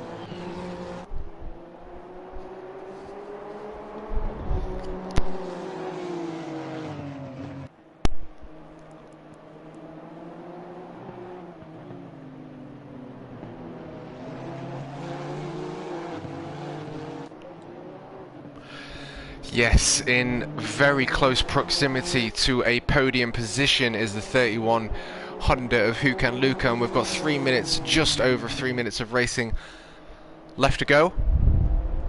Is that going to be 3 laps, or is that going to be 2? 2 laps left, I think that is, isn't it? So they've not long gone past the line, so we'll have to see at the end. Hukan Lukan right on the tail end of Kobe. I wouldn't be surprised if he somehow manages a P3 here. He's putting the pressure on, but Kobe doesn't really seem to be. Oh no, he's off! Hukan Lukan losing the rear end as the top of the track flattens off, and now giving position to Stewart and Blecky.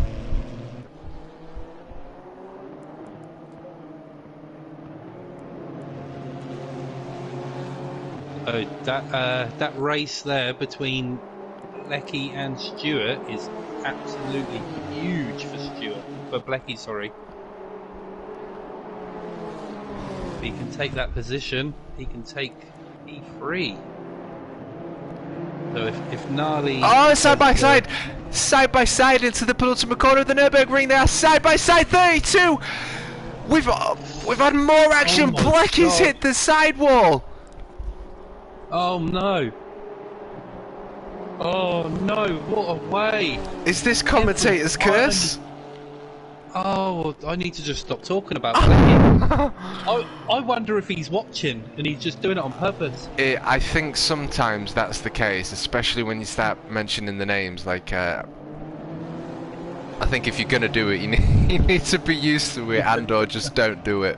I know. But probably got a friend in his ear telling him what's being said.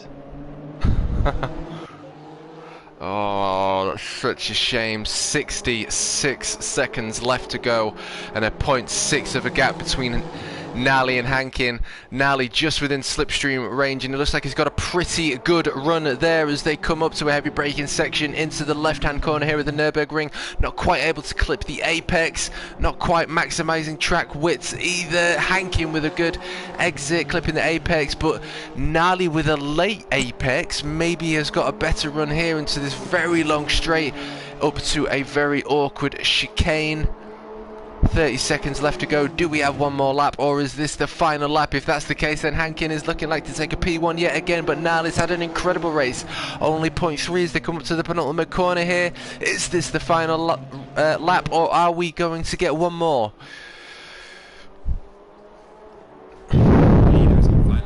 Leaders on the final lap. There we go.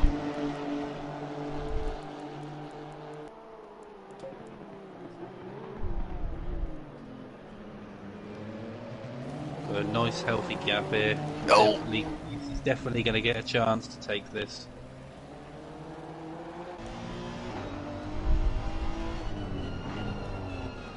Oh, it's so close. Such a great pace as well. Just for the short time driving these cars. Oh. Such a great pace.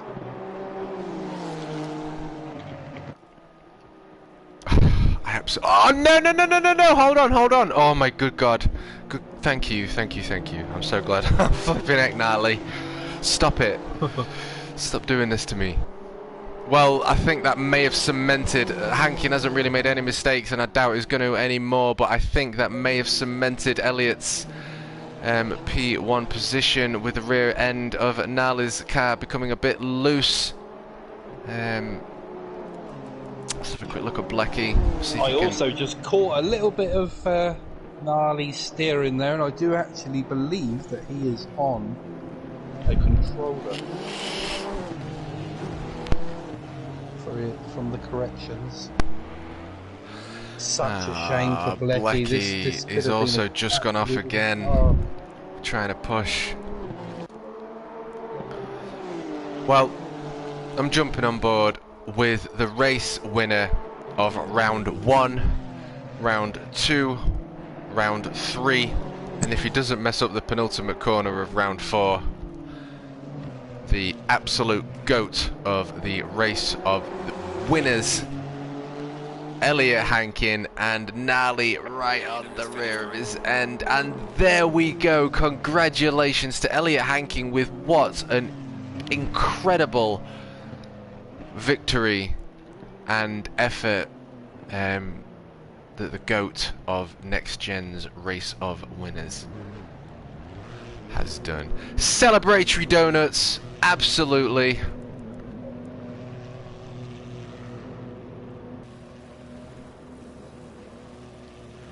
That's absolutely what he deserves. It was such an incredible performance, a very dominant performance from Elliott Hankin from the UK. So that means Champ of Champs, Microbatic in the house. Hello, good sir. Nice to see you. We've had an incredible set of events tonight, and Elliott Hankin has most certainly took a well-deserved P1 over all 4 races. That's going to solidify a P1 overall, and I'm just going to be waiting for the race results, and I will update you all. But there you go, ladies and gentlemen. What an incredible night this has been. Probably the most action-packed and most fun night I've had on ACC, that must be said. I'm glad I've experienced this for myself, that's for sure.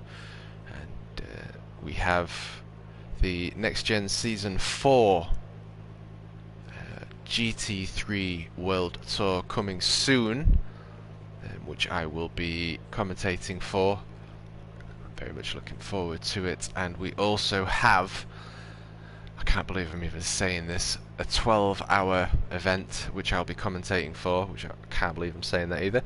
I don't know whether, Hempy, if you're still there, I don't know whether you could let the viewers know the dates.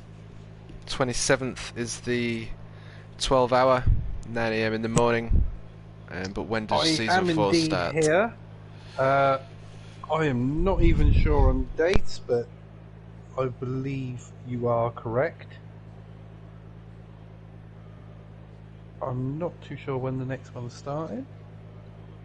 I think that's that would be John that can help us there. Yes, I'm sure he can hear us and update us. He's just given us the information of Hankin being our Race of Winners champion. But I think that was very clear anyway, being very dominant in all 4 races tonight. Big shout out to that dude. Be calling him up for TMK eSports, that's for sure.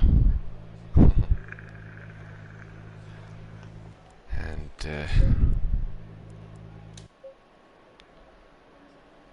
Nally with a cracking job. Kobe with some unfortunate events.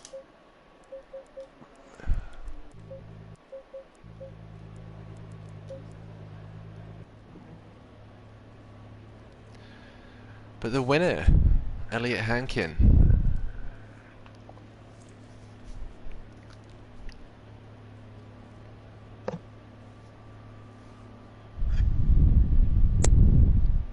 Is that the results coming through?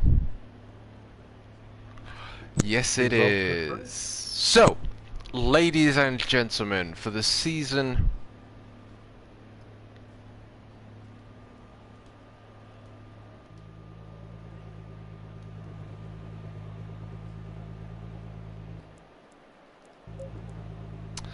for GT World Tour of Next Gen Race of Winners champion goes to the legendary Elliot Hankin with the maximum points you could even earn, which is incredible, from all 4 events tonight. 10 per round. He has 40 points, putting him in an incredible P1. And Next Gen's Lager Stewart from the UK with 30 points in P2, taking silver on podium, and bronze on the podium is Nally with a well-deserved 28 points, and very close to a P2 there for Nally. A different set of circumstances, and who knows, Kobe 1 point away from P2, as was Blecky with 27 points each, and Lukan with 21 points. And Lely with 19, so very, very, very close, even with the set of unfortunate events, and I think that's what's made it even more impressive. So there you go, ladies and gentlemen, that's going to be it from me and my co-host, Hempy. Thank you very much for joining.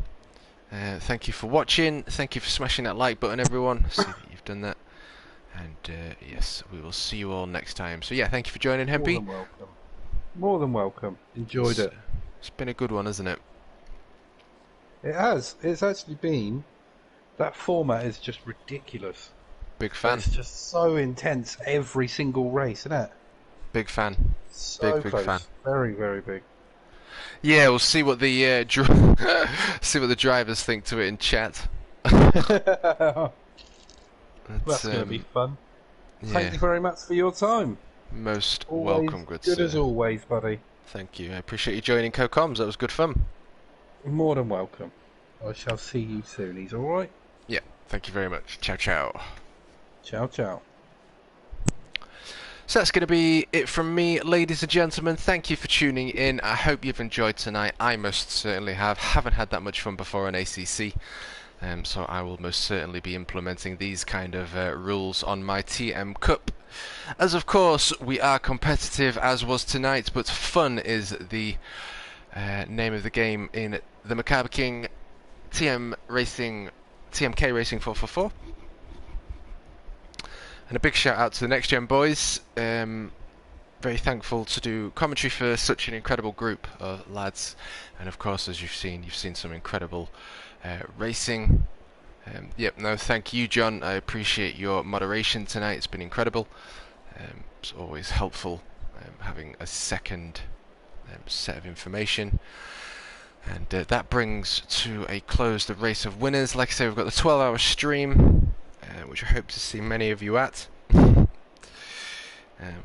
Hopefully I'll have Streamlabs running by then as well. So that'll make it more funny with personal emojis.